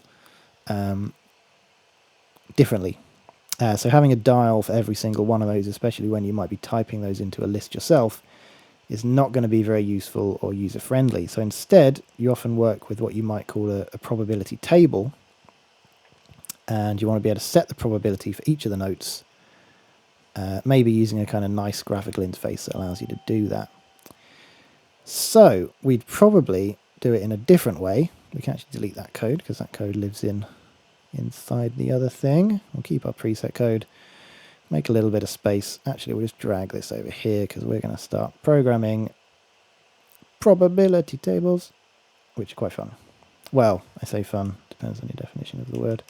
But yes, for generating random cool pitches and stuff, they do a great job. We even need more space again already, don't we? Right. Drag the little button all the way over here. Wait. Max tricks. There we go. We've now got loads of space to work with. So I think we still want to have our list. We want a way of entering in a series of notes we want you to jump around. But as well as being able to enter in these notes and just have it randomly select between them, we want to go a bit deeper. We want to go one layer further. We want to be able to define a probability or a weight to each of these notes. So when the grain or the sample player is effectively deciding what pitch to play the next note at, we want it first to have a look at this little probability table and think, which pitch should I be playing more often based on our set probabilities or weights? So to do that, well, one way to do that in Max, or Max for Live in this case, is to use the table or the iTable object. They're kind of one in the same. iTable just allows you a user interface to do it. But we'll use a table object for now to actually store the data, and iTable as a way to edit it, but we might change that later on depending what we do.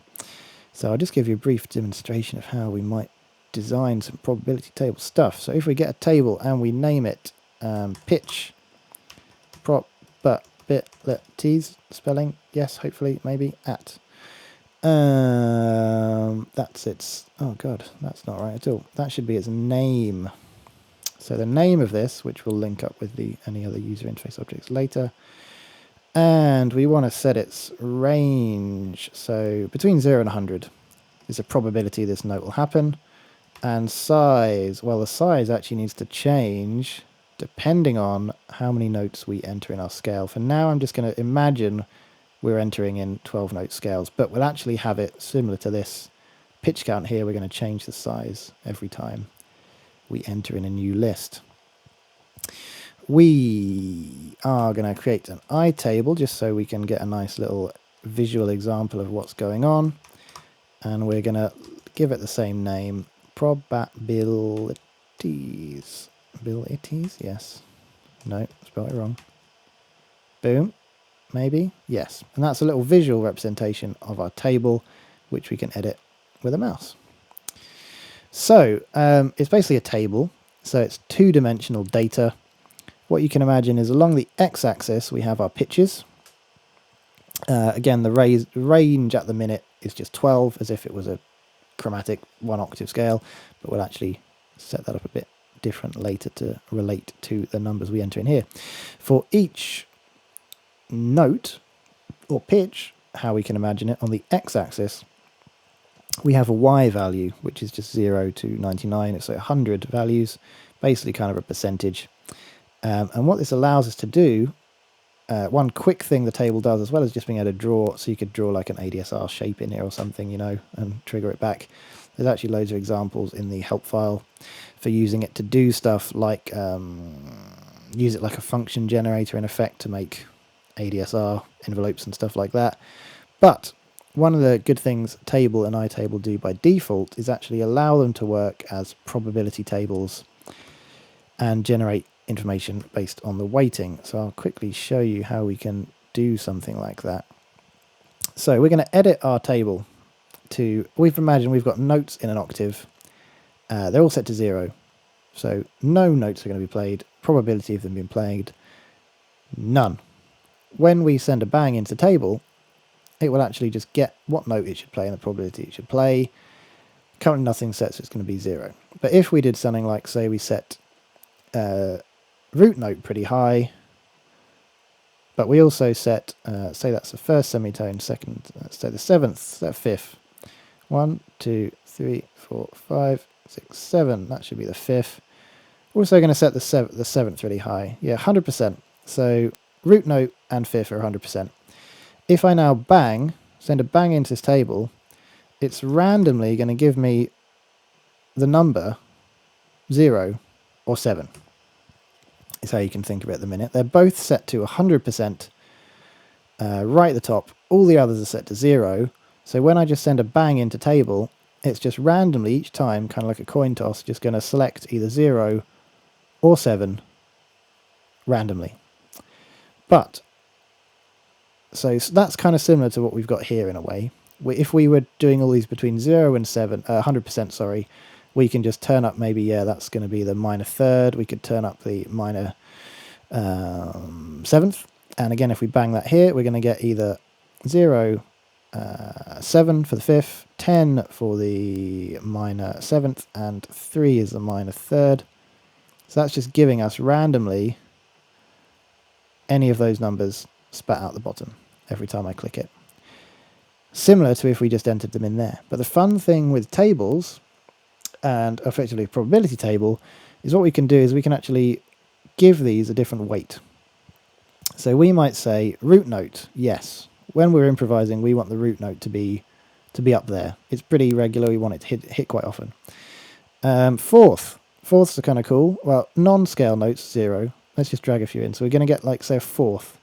We could give you a 50 plus 50 kind of random number somewhere in the middle. We could say fourths should be used somewhere around then. Fifths, we like fifths in our current improvising pitch thing. We're going to drag those up a bit.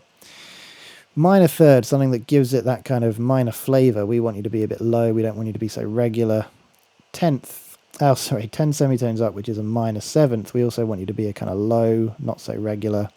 And let's say just now and again, to give it a bit of spice, we're going to add in a flat fifth and a minor second. So now what we've done is we've got a series of numbers. In this case, we can think of them as pitches along this x-axis. And on the y-axis, we've given them all a probability rating between 0 and 100.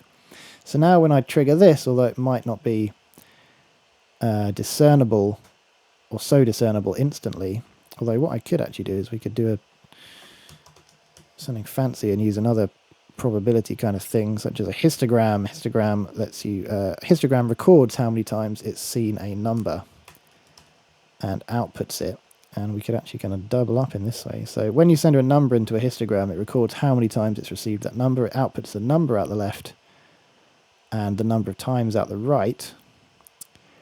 And this is just a I table, which we're going to kind of double up and actually set the range to be 100 and the size to be 12, so it matches the other, just as an example. But if I randomly trigger this here, it's going to give us pitches, but they're not going to be just straight coin toss random between the lists now. They're going to be weighted based on these probabilities. So as I start triggering these, we should see we're getting random numbers out. Every time I trigger it, by the way, it's adding 1 to that little list and making this climb higher. But we should see the root note should probably be somewhere near the top. The root note should be near the, as I bang this continually, we should see the root note being triggered more regularly, as we can see, because it's the highest up here. The fifth should be obviously second, probably pretty much second most triggered note.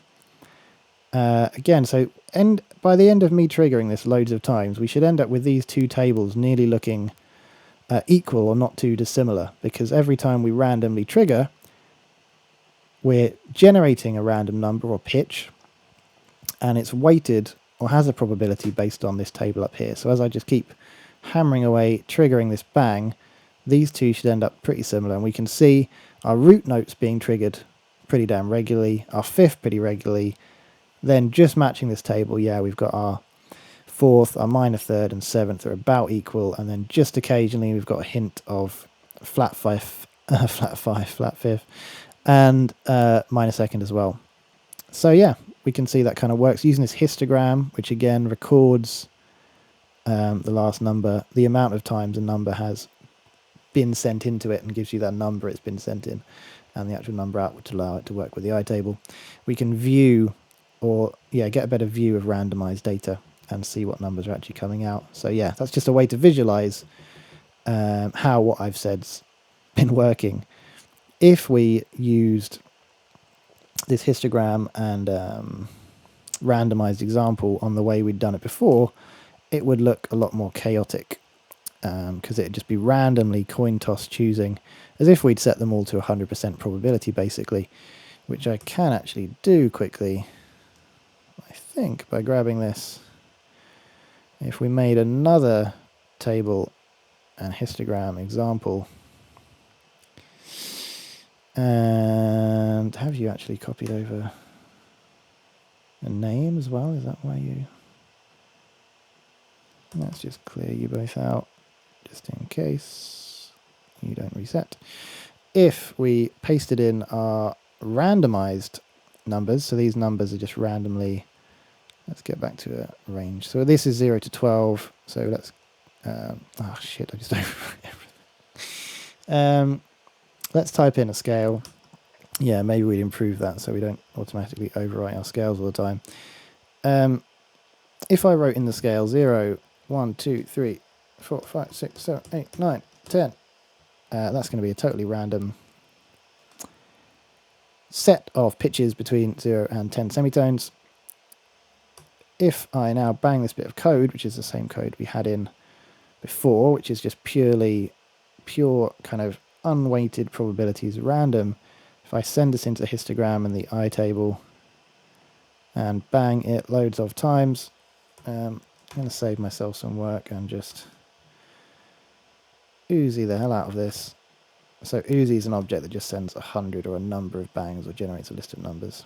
So if I bang this, we should see, yeah, we're just getting basically, there's not much weighting really in there. We're just randomly adding more and more each time. Or if I change it to just be 0, 2, 5, 7, 10. So that's 2, why not? And if I bang this now, we should just see the 0, second, 5, 7, 10. But again, there's not really much weighting to them. Some will randomly end up higher and lower just through the nature of the random coin toss, but none of them particularly weighted in a useful kind of what you'd think of as a human. It has no human sense of what it should prioritize. And turning off these helps. Yes, but yes, using this version, we get a much nicer weighted set of probability tables that help us to generate random notes in a bit more of a musical, what you could think of as generally a bit more of a musical fashion, because they generally adhere to this probability table where we've weighted the notes how we want. So if I generate these, we should see, yeah, it almost matches exactly the table above with what I've got what weighting. So we're going to use this in our pitch quantizing as well to allow us to apply weighting and probabilities to the pitches to give us a bit more musical pitch output, not just pure crazy random like we had originally, not just pure random but to a set of pitches, but actually adding this extra dimension so we can set pitches and we can set a weight. So what we need to do, I'll leave some of this in so we can see what's going on, but we need to be able to edit this table as well, and we want its range to be changed, size, sorry. So new prepend, if I do this, it should all work. Might need to clear it each time, but basically every time we enter in a new list in here, we also want to now control our weightings and how many we can edit. What happens when I do this? Nothing useful. Don't even know why I typed this because I put it in the wrong end there. If we, this should change the size. Yes, that looks like it changed. Yeah, it took a sec to kind of update the user interface a bit, but that kind of makes sense. This hasn't actually changed, but let's make it change as well. But when I change it, it doesn't delete weightings. What we actually want it to do is to clear. So every time we probably want it to clear and refresh as well. So when we get a message which is going to tell this to resize itself, we are going to resize, but then we are also going to clear. Let's just clean this up a tiny bit. So when you get a new message, which is what size you are, resize and then clear. Duplicating there is a bit ugly, but I just like the word being clean and I like my triggers not being too full of stuff. So every time I edit this list, you should, resize to the right number of pitches now available and reset their probabilities. That is okay. Next up, so that's fine. Every time we change the length of this list, this changes, which is perfect, and we can then draw in a probability for each of those pitches in the list. It might not be totally amazingly clear and nice at the minute, but maybe we'd draw something along here so these numbers also appear along here so you can see what's kind of going on nicely and what ones these relate to. We'll get rid of that weird little mouse positioning thing now. But yeah, so we've got 1, 2, 3, 4, 5 notes in here and 1, 2, 3, 4, 5 lanes we can edit the probability of. We might by default, whenever you type them in, actually make them all just go up to full.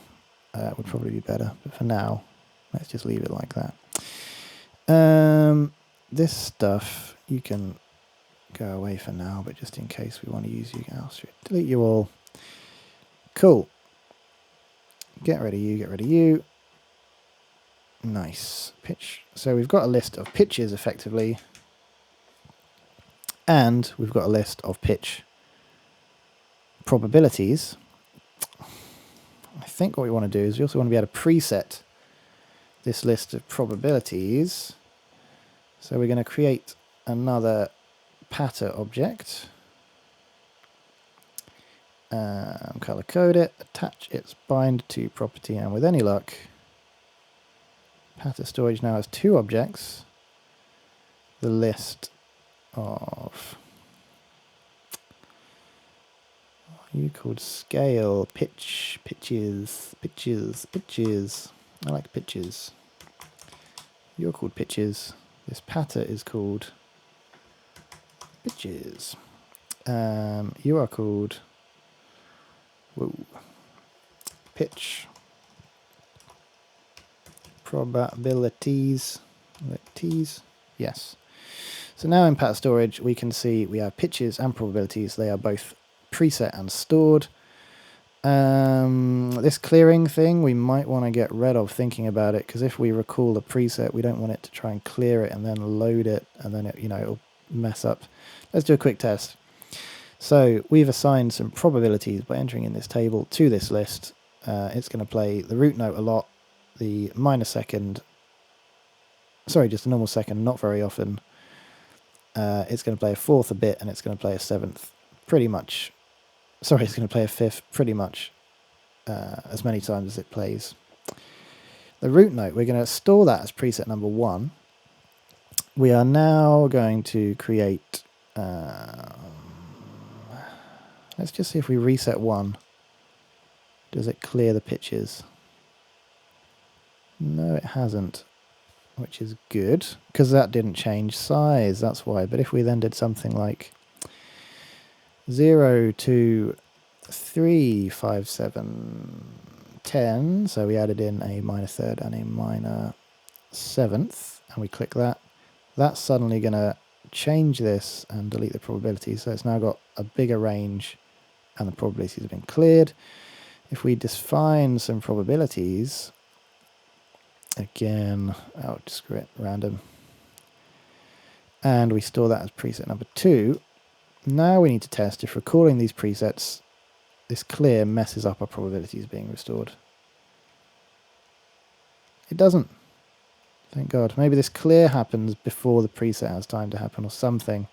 But it looks like we can now recall presets, and we are recalling both our scale, or our list of pitches, and we're recalling the probability at which they are going to be triggered. You know what? If this is a name, does this name globally happen around the entirety of max? If so, we need to do our normal trick of giving it a random number at the start, just in case. But what I am hoping, so I call this reset, yes, nice. What I'm hoping happens is I can now use this table with the @name pitch probabilities anywhere around the patch, and that should include being able to use it inside our poly object. So if I paste this in here, what we did here was okay, but as we've discussed, this was a very basic way of generating random pitches. It basically just randomly chose between the list as if they're all weighted at 100%, giving not particularly, in some ways, not as musical results as you could possibly get. What we've done here is we've added in the idea of having a probability table, And that allows us to define probabilities for how often these notes should be triggered or should be played as well, which is quite fun. Hopefully, it's going to allow much more musical and useful results.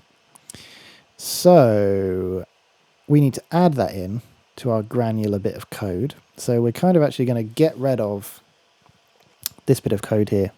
So this bit of code, every time we banged, we checked how many pitches there were in the list, we generated a random number between 0 and 7, and then we selected that out of the pitch list. So this was generating randomly between 0 and 1000, and then scaling that up to go between the full range of -48 to +48 semitones. This one was randomly selecting between the list we provided, but as shown, hopefully it works in this subpatcher as well, if we just send a bang to table, it actually just outputs a random pitch of the list we've entered, but also taking into account the probabilities. So there, I think it is actually working. We're just outputting the number in the list between 0, 1, 2 and 3, because at the minute this table just thinks it has 4 values. So it's just randomly outputting 0, 1, 2, 3, but based on the weighted probabilities we've assigned in the table. So next, so we're going to delete this random kind of thing here with the pitches and generating a random number of a certain size. We're going to shove our table object in here instead. And yeah, the output of table gives you a 0, depending on how the size you've set it to be. So at the minute it's just set to 4 because we only had 4 numbers entered into our scale over here. But we actually want that to then translate to the actual pitches we've assigned. So we still need this emp object here, which converts that raw 0, 1, 2, 3 into the actual scale we want in semitones, which is 0, 2, 5, 7. So just plugging that in there effectively should do the job. And if I bang out the bottom now, we should be getting random numbers between or from 0, 2, 5, 7, weighted based on this probability here. So what I could do again is just to prove it's kind of working, use a histogram object to give us a history of what numbers have been hit. Create another table just to view this a bit. Currently we've only got a range of 4 numbers. Oh, sorry, range is the vertical range, so we'll go that to 100. Size we'll put to 4 because we're just, I know in the list over there we've got 4. And if we bang this a load of times to generate random pitches, we should end up with a table here that looks very much like that table. And each time it should randomly bang out a number 0, 2, 5, 7 out here as well. Let's just test it's working with a print to the console as well. And yeah, we're randomly getting numbers between 0, 2, 5 and 7, although 2 seems incredibly low. I mean, it's right down there, so it won't get hit much, I guess. Let's Uzi the hell out of it. 1,000. Why not? Let's go wild. Give me 1,000 random numbers, random pitches, as quickly as possible. And let's clear you two for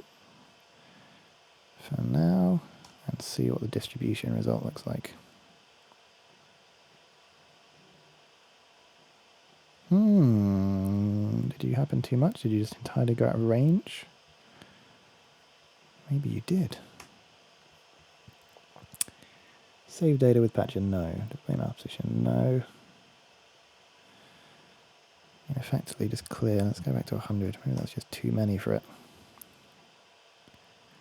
Yeah, there you go. I think it's just too many. But that pretty much matches our probability table here. Good. I'm okay with that. Seems to be working. Although I don't know why the hell this second value is never getting triggered. Why if I do that? I want to see some twos. So I want to see. Ah, God, it's because that's mapped incorrectly. That should match that. Yes, so sorry, I was sending out the pitch matched thing here, which is 0, 5, 2, 5, 7. Obviously, it's never getting a 1. So we actually want to test it just by matching that and just checking in the printed console window we are getting the numbers we entered. Clear U, do some random triggering. What did I change it to? Yeah, 2's right up there. That should be the lowest. That should be the most prominent along with the root. Bang it with Uzi loads of times and we should see, yes, this distribution of results matches pretty accurately the probability table we had designed. Now we have a bit of code that allows us to generate random pitches every time a grain is triggered, and the pitches that it generates can be totally wild and crazy. They can even be microtonal. We can allow microtonal notes to happen or not. I think we might actually change this around and by default stop microtonal notes being able to happen. So I just switch the order around. So by default the gate is stopping any microtonal notes. It's only if we turn on the microtonal option that is allowed to happen, which also nicely mimics our microtonal control, because by default microtonal is off, and that also makes the UI and the look and design of it make a bit more sense, because when you click on, microtonal is on, when you turn it off, it's off. That makes a bit more sense in a visual sense to my eyes at least. So we can now turn on microtonal on or off to allow it to generate microtonal pitches. We could even enter in microtonal floating point numbers in there to do microtonal work. We can then turn on or off this diatonic mode, which switches between allowing this crazy pure random number generator here, which has a percentage attached to it, so we can scale the pure randomness just between 0 and 100. And we have our more in-depth way where we can actually write in a scale of any number of numbers we want, going down octaves, up octaves, whatever. And we can give those pitches entered into the table an actual weight and probability. And now when we trigger a random note, it is weighted. We get a random number at the bottom and it's weighted in terms of probability, giving hopefully more musical results than we were achieving before. If I now want to chuck that in the user interface somewhere, I mean, yeah, the UI of this is ugly as hell, so we're going to need to do quite a lot of work to tidy this up. But we do want, oh, can that not even go any smaller? It cannot. More space in the user interface, please. Pitch quantizing, I mean, why are you all down here? You can all go up one, including you. This can't go any smaller, so something's going to have to budge. Probably you guys. And you guys, oh, for now we're just going to get chucked here because I can't be bothered to think about what to do with you for now. This diatonic switch effectively turns on or off this working and having any effect. So what you'd probably also want to do is have a system where you shouldn't even be able to hit a 0. 1 and 100. Store presets 1 and 100, that should match nice. So we can recall between our different presets and the weightings get recalled as well. And you, whenever diatonic is turned on, effectively want to be grayed out. The way you do that in Max for Live, although again we will save proper fancy user interface mangling for another time, but the way you do that in Max for Live is whenever we, let's move you up here a bit, 1, 2, 3, 1, 2, 3, trigger I to get the result out the bottom, connect you up, ooh, like that. Max for Live user interface controls have a God, they have a parameter which is like, they have an attribute. What is the one that you turn on and off to make them be visible? Why is my brain gone blank? Don't be blank. Active. Yeah, there you go. So just the word active followed by a 0 or 1. So when diatonic is set to 1, we want this dial over here. Ooh. Its active setting to actually become 0. And again, we might want to change the names of these a bit. We might want to improve them a bit because, yeah, so this general pitch control controls the general offset in relation to where we change the control. So if we set scale like this, we can still set the pitch, and it should, this will effectively then become like a transpose dial. So in the middle, we're going to jump this many semitones either side, but we can effectively transpose by shifting the pitch either way. So it's kind of a bias or a transposition control. You could go even further and like turn on some kind of extra chromatic mode so you can still move the pitch, but this then starts selecting just within these or something. Let's have a think of that another day if we make a really complicated pitch thing. But yes, now turning on diatonic. Oh, opposite way. Of course. What am I thinking? Let's chuck you up here, and we do actually need to invert this using our handy -1. Maths brain. That's not right at all. So this is a quick way of basically hopefully just getting a 0 and 1 to turn into a 1 and a 0. Is this correct? Yeah, so when you turn on, this gets a 1, this gets a 0, either way. Line that up with the active control, and now when diatonic mode is turned on, you become disabled and non-functioning. When diatonic mode is turned off, these become non-functioning, and you'd effectively want to do that with both of these as well to make a nice user interface. You'd want these being disabled, so getting a message with active 0 sent to them every time you kind of switch this button off, because they are no longer in use or operational, and you want that to be visually clear in the user interface.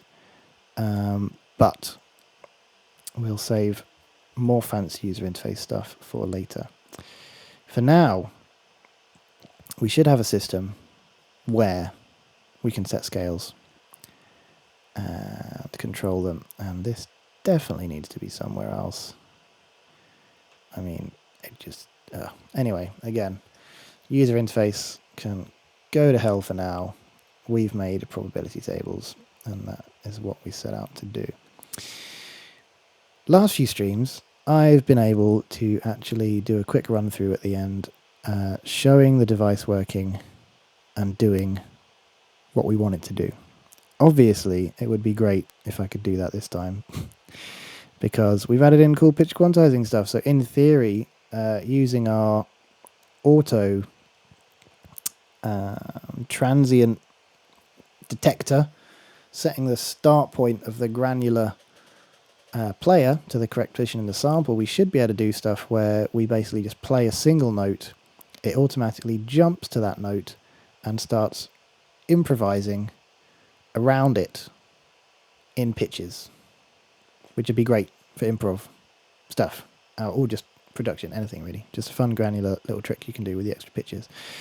But as we've seen earlier, at least if you can hear what I can hear coming out of my headphones, my laptop is not handling it at all at the minute. So having even the buffer size set to max, yes. Having not really many other programs open, apart from Chrome checking on the Facebook and OBS doing its business, it's kind of not working. But the other thing we want to do quickly is Patter storage can actually store its results with Ableton. So everything you enter in saves between sets, pitch presets. Yeah, why not? That'll do. obviously you can't automate this in a sense, but it does get stored, and we can record and store them using that. Save. Cool. If I close this, will we be able to do a tiny bit of show and tell?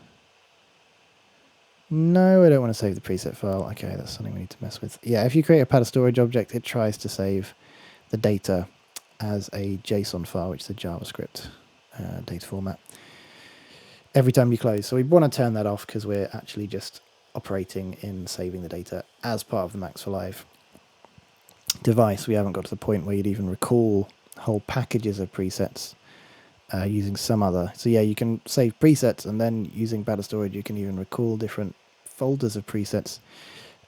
We don't want to go that far yet, I don't think, but we should at least be able to no, just not recall at all what I've done. There's definitely some setting in paddle storage that allows that to happen. But let's imagine we made a scale of minus 1/5 below, I think, if that's how this is working. 4th, 2nd, root note, 2nd, 4th, 5th. Why not? Let's add the major, minus 7th on top. That's now changed this, and we should be able to set weightings. 1, 2, 3, 4, 5, 6, 7, 8. That's correct. 1, 2, 3, 4. 1, 2, 3, 4. Root note, nice and prevalent, please.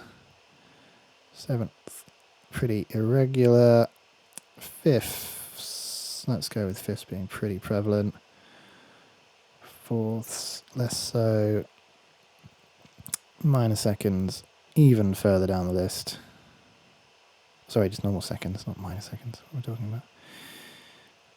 Let's check someone there. So now we've got a series of pitches and a probability table to go with them. And if my computer can handle it, we, in theory, would be able to play something in and then improvise, have it improvise pitches around it.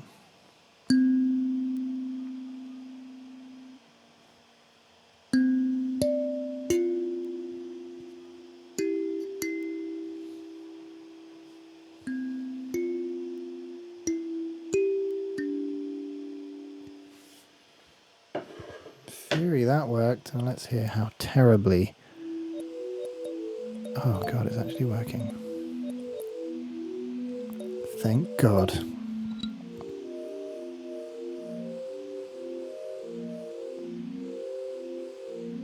You know what? That's actually not too bad, is it? And the computer's actually working. Victory! Right, that's a little bit quiet, at least in my ears, so I'm assuming it's in your ears as well. For some reason, it's coming in pretty quiet. Let's just crank it up a bit.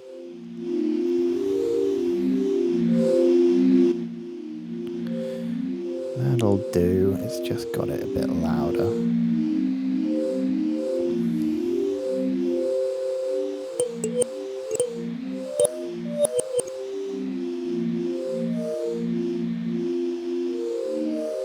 So, yeah, what you should hopefully be hearing is the pitch improvising and playing a kind of randomized scale around that scale we've written in, which is a, generally just composed of 5th below, 4th below, 2nd below, the root note, 2nd above, 4th above, 5th above, and then just a minor 7th, just giving it a slight bit of flavour, and it's just kind of improvising around that scale we've entered in with these probabilities. So the root note's very prevalent, then the 5ths, the others not so much, and we can actually draw and mess with that as we go.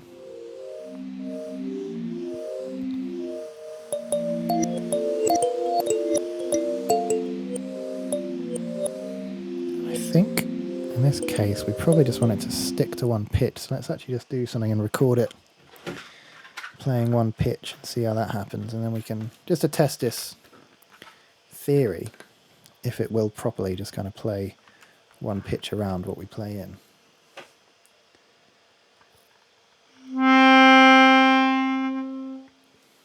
A bit earlier in the buffer.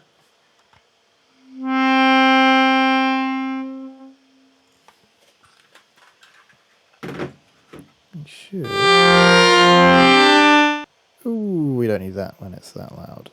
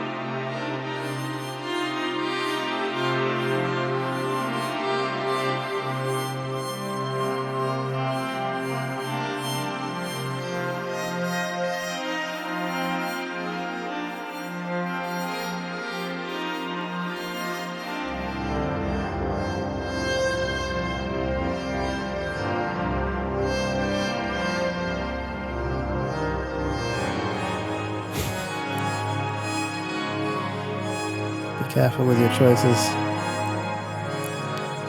Accidentally just went down to a minor third below, I think. Major third below, which sounds totally out of key with the minor scale.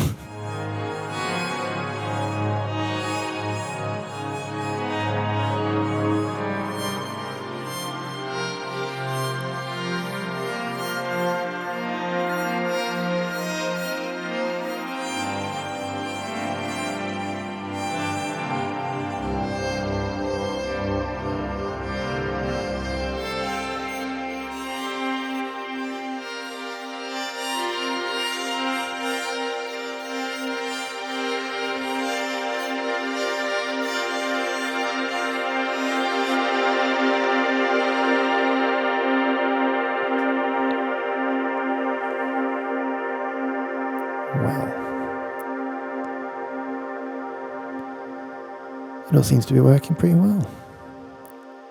Don't know if you could quite see what was going on there. Maybe should have made the interface a bit bigger, but from what I remember that affects CPU usage, and with how much my computer was complaining I decided to leave that down a little bit lower. But yeah, so we can record in single notes or multiple notes, but in this case I was just using the example of recording a single note sample. Setting the start point somewhere around where it's going to hit in the middle of it, randomizing it a bit, duration a bit. We got a lot busier later on because I decreased the duration and the retrigger rate of the grains, but if you increase them you can get slower, more drawn out notes. And then we were messing with the scales. Again, we need to do a bit of user interface work to probably increase this or improve this, maybe allow you to enter it in. I think what I'd prefer actually is a way you could enter this in on a keyboard, although that would negate being able to do microtones. But yeah, you could have a way where you could actually press buttons on a keyboard interface and it would show in here, which would be quite nice. Yeah, and then I was just messing around entering in different notes into the scale as we went, and I was dragging their relative probabilities to go from playing maybe some really extreme, like you could have a really extreme play the lowest and the highest pitch, a few in the middle, or you can have this full kind of bit more cacophonous wall where lots of notes in similar pitches get triggered, or you can space it out. So maybe even a way where you could MIDI map and control those. But for now we can actually enter in scales, recall them, and they're waiting on the fly. And especially with this one note concept, that actually made some pretty nice, pretty decent musical results, I think.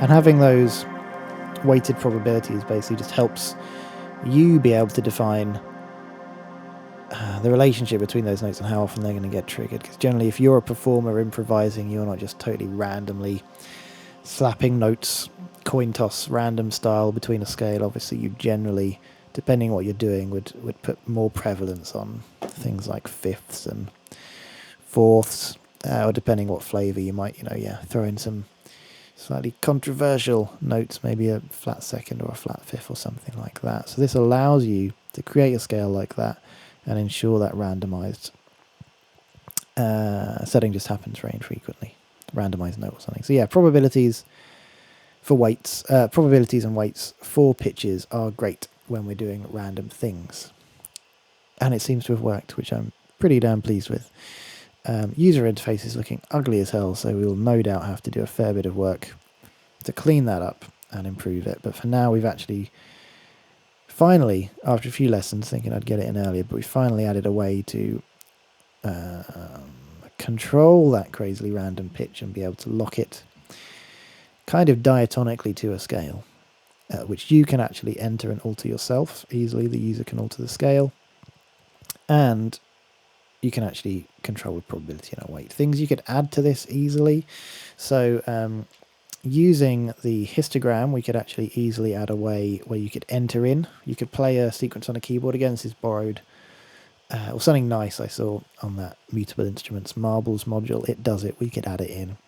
So the Marbles module actually allows you to play in your own scale, and it will listen to that scale and then map the pitch, list of pitches based on the scale you play. Also, while you're playing information into it, it will listen for how many times you hit each note and that's basically controlling this weighting. So we could have a system when we turn this into more of a synth type object, where we are playing it with a MIDI keyboard, or having basically the option to get MIDI in. We could easily, or even just in the user interface, but basically we could make a K slider object. You'd basically use a histogram object like we did similarly before. Using our histogram object with this very quick and dirty example, you can basically have a system where you could have a toggle to allow users to play in a scale, and as they play, that's way too many notes, let's simplify this down a bit just so it's clearer to see. Offset 0, just allow 1 note to the scale. Change your range, we'll only do 10 for now, and we'll set your range to 12. If you imagine if I'm just going to play in a scale, and I could just press a load of root notes, maybe a little bit of 5th, 7th, more root notes, a little bit of minor third. So that's a way that basically this, if you imagine if we did a little bit more work in the future programming, we could have a way for us to actually play in notes or our preferred scale, maybe even listen to a MIDI file of music we've made. So we could have parts of a track, we could play in the MIDI file from our chord progression or our melody line, and this device could then just listen to that and then automatically start granulating our input based on a pitch series that is very similar to what we're working with in our production or even live performance. You could be performing on the keyboard, or you could be getting pitch from another player's keyboard. You could be analysing another player's audio. If they're soloing on sax or something, you could be deriving pitch information. You could be using that to control what pitches your granular audio effect is going to jump to, and the weightings depending on how many times they play that note. So that's probably something we'd add in as a cool feature, a way for you to play in MIDI. And again, you could have another device even analysing audio and getting the MIDI, and that played in MIDI would set this list and the weightings of the list. The user interface is a bit ugly, so we'd probably again want a better way to kind of write in these pitches and have that link to our history table in a way that allowed us to quickly see which notes we were setting a bit better. At the minute, it's kind of slightly opaque as to which one we're controlling. The Mutable Instruments Marbles module, if you have a look at it, it really simplifies down the controls you have in a really user-friendly way. So it kind of allows you to select a scale, and the user can play in scales, and it will actually automatically, I'm guessing in the underlying code, it's kind of automatically working out what the octaves and the fifths are, and then creating, it basically has a one dial control that allows you to control the probabilities relative to each other. With the dial at 0, for example, basically the only notes that will play are the root and any octaves. As you turn the dial up, you start to introduce fifths, fourths, then thirds, sevenths, sixths, until you get to a fully chromatic scale, or basically all the numbers in the list effectively. So we could try and, I haven't really thought it through, but there's definitely some maths that could somehow be done to basically allow you to enter in a scale to automatically look out for the most commonly in Western music prevalent notes, such as the root and the octave, then the fifth, fourth, third, sixth, seventh and stuff, descending, which ones you rate to be more highly, and allow you a very nice one dial control to dial between just roots, allowing in more notes of the scale.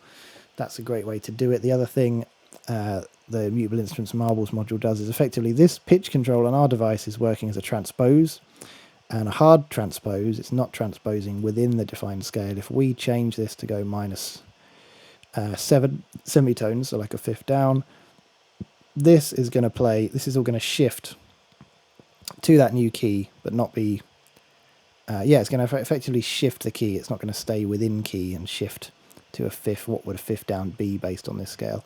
So you could add something fancy like that, where actually the pitch dial becomes a relative bias, but it just moves you within the actual scale itself, so you never would hit notes outside of this defined scale if you wanted a way to select modes and stuff like that more clearly, which I think we maybe would, but that would be something fancy to add later. That device, the Marbles module, also has a better way to define the range of octaves you're going to be playing. So here we've defined in the list which notes we might want to play by allowing us to write in those high or low octave notes. I have a feeling possibly in the code in Marbles it's kind of almost deciding on a 12-note scale, and then as you turn up this kind of dial that allows it to go to higher and lower notes, so you start off kind of operating just within a small kind of octave or so, and as you turn up this dial it might occasionally jump to higher notes. So you could almost make another probability table for how often you want the notes within this one octave you design maybe to jump to these other higher notes. But yes, the programming works, and it's quite nice and fun to play with. But if you wanted to make this a really nice user interface, which someone else might want to interact with more, and someone else new to this or someone not so familiar might want to interact with, you'd probably do some things like clean up the user interface and provide some of this functionality with just a single dial or two control, because especially during performance or for people who aren't the people who programmed it, that kind of simplification of the user interface control really helps to keep it fun and musical. So some way to automatically switch between scales, which you've kind of got, but we can make it a bit clearer. Some way to control almost the weighting of all of the notes at once, just with one dial. So maybe there's another way where when writing in our lists in the background, we'd define which notes, or it'd automatically analyze and work out which notes are roots and fifths and stuff. And as we turn one dial, we actually shift the probability of all notes automatically based on some kind of maths. And yeah, maybe another dial that would add in the ability it would make it more prevalent for it to jump to high and low notes or just stay within the center. And we'd probably make our pitch control actually stay within key. So as we shifted this pitch control left or right, what it'd actually do was jumping to effectively the center being -3. But it would stay -3. It wouldn't actually jump down to being that exact semitones. It wouldn't be a hard transpose control. It would stay within key, basically. That's what I'd add to the pitch to make it even fancier, but that'd be more work and more learning. For now, we have done some cool stuff with probability tables and pitch randomization, and I'm kind of happy that it does some cool stuff and is fun to play with. Up next, we'll hopefully be adding in dragging and dropping any sample. At the minute, recording stuff in has been great, but you might want to just be able to drag and drop any sample from your Ableton project or hard drive. Let's get around to adding that in next time. I think we'll be able to do that. After that, who knows? Potentially, I'm thinking, or to be honest, dragging and dropping a sample isn't that much work. So maybe, hopefully, next time we might also get to the point of tidying things up a bit, and we'll probably also convert this into a MIDI effect, so we could easily play this with a MIDI keyboard. I think could be fun for some people. Although I generally like this stuff for working with in an audio effect capacity, you could quite easily set up a kind of MIDI triggerable version of this where you can play a MIDI keyboard. When you play, it turns the grains on to play.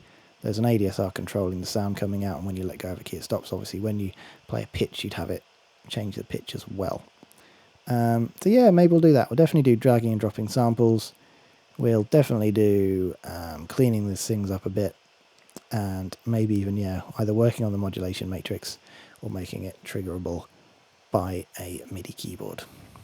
And then I think after that we might soon wrap up Granular, because this has probably gone far enough for most people's interests, and we'll move on to some other topics like synth design or controller integration or something like that. Who knows? But yeah, I think that's me done for now with some cool pitch stuff added in.